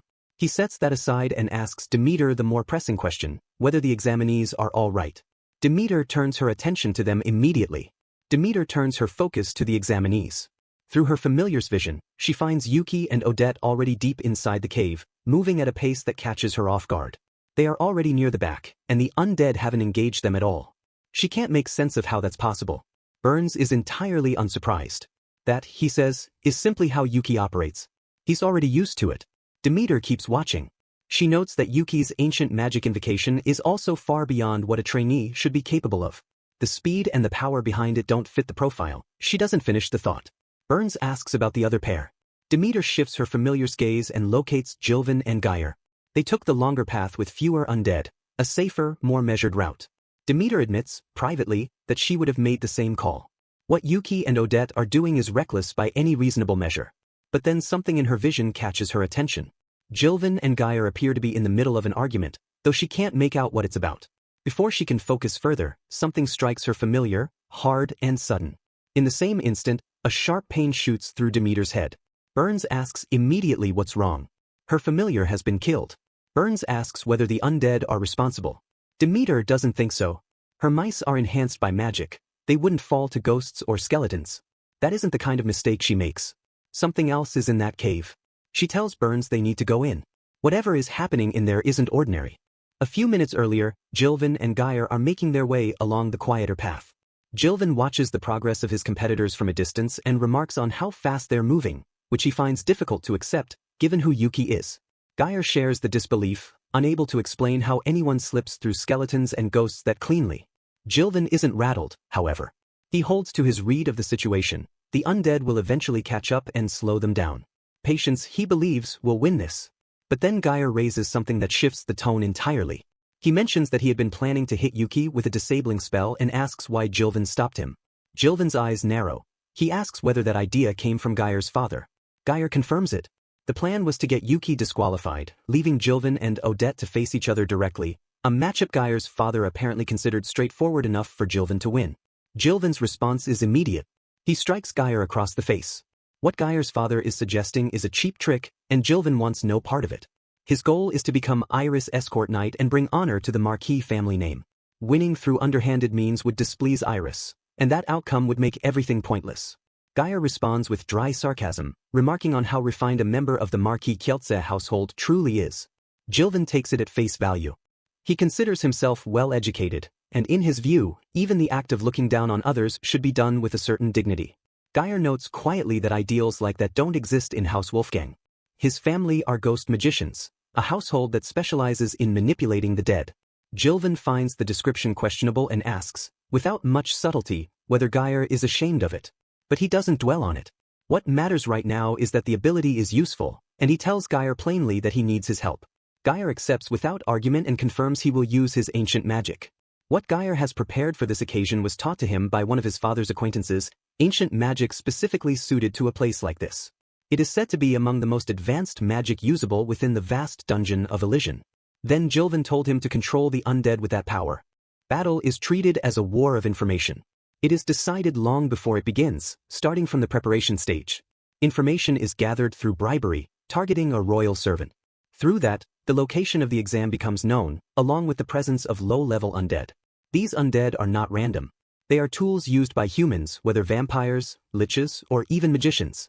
However, when it comes to high-ranking ghost magicians, the name of the Viscount Wolfgang household stands out. It becomes inevitable that their eldest son, the talented Geyer, is chosen to cooperate. Jilvin feels satisfied, seeing Geyer as someone reliable. He even imagines a future where, after becoming a cabinet minister or even prime minister, he would appoint Geyer as his aide. Geyer begins his incantation. He calls out, directing his voice toward the undead, commanding them to accept his will and destroy his enemies. But then, everything falls silent. Jilvin hesitates, unsure if the spell has worked. However, a white wisp suddenly drifts past him. Then more undead begin to move. At that moment, he realizes that Geyer has succeeded. Jilvin concludes that this will limit Yuki's ability to act. He believes the outcome is already decided. He prepares to leave, convinced of their victory. But then, something feels off. Geyer's hand begins to twitch. Without warning, he grabs Jilvin by the throat. Jilvin struggles for air, confused and unable to understand what is happening. But then, an unfamiliar voice echoes out. It questions who has awakened it and who has opened the gate to the living. Jilvin demands to know who is speaking. The voice identifies itself as the seventh priest of the Elysium Temple, Rogel. In the next instant, a devastating blast erupts from its presence. A massive shockwave spreads outward, wiping out Demeter's mice and rattling the surrounding bones and skeletons. Jilvin recalls what he has heard. The Elysium Temple's 7th priest was once a ghost that wandered the underlayer. He begins to suspect that Geyer's magic has summoned something far beyond expectation. Now, he faces a different kind of entity. A high-ranking ghost. He questions whether it is a wraith or perhaps a specter. Meanwhile, the 7th priest demands the location of an ancient item, seeking the glory it has pursued its entire existence. At the same time, Yuki and Odette arrive at the innermost part of the dungeon.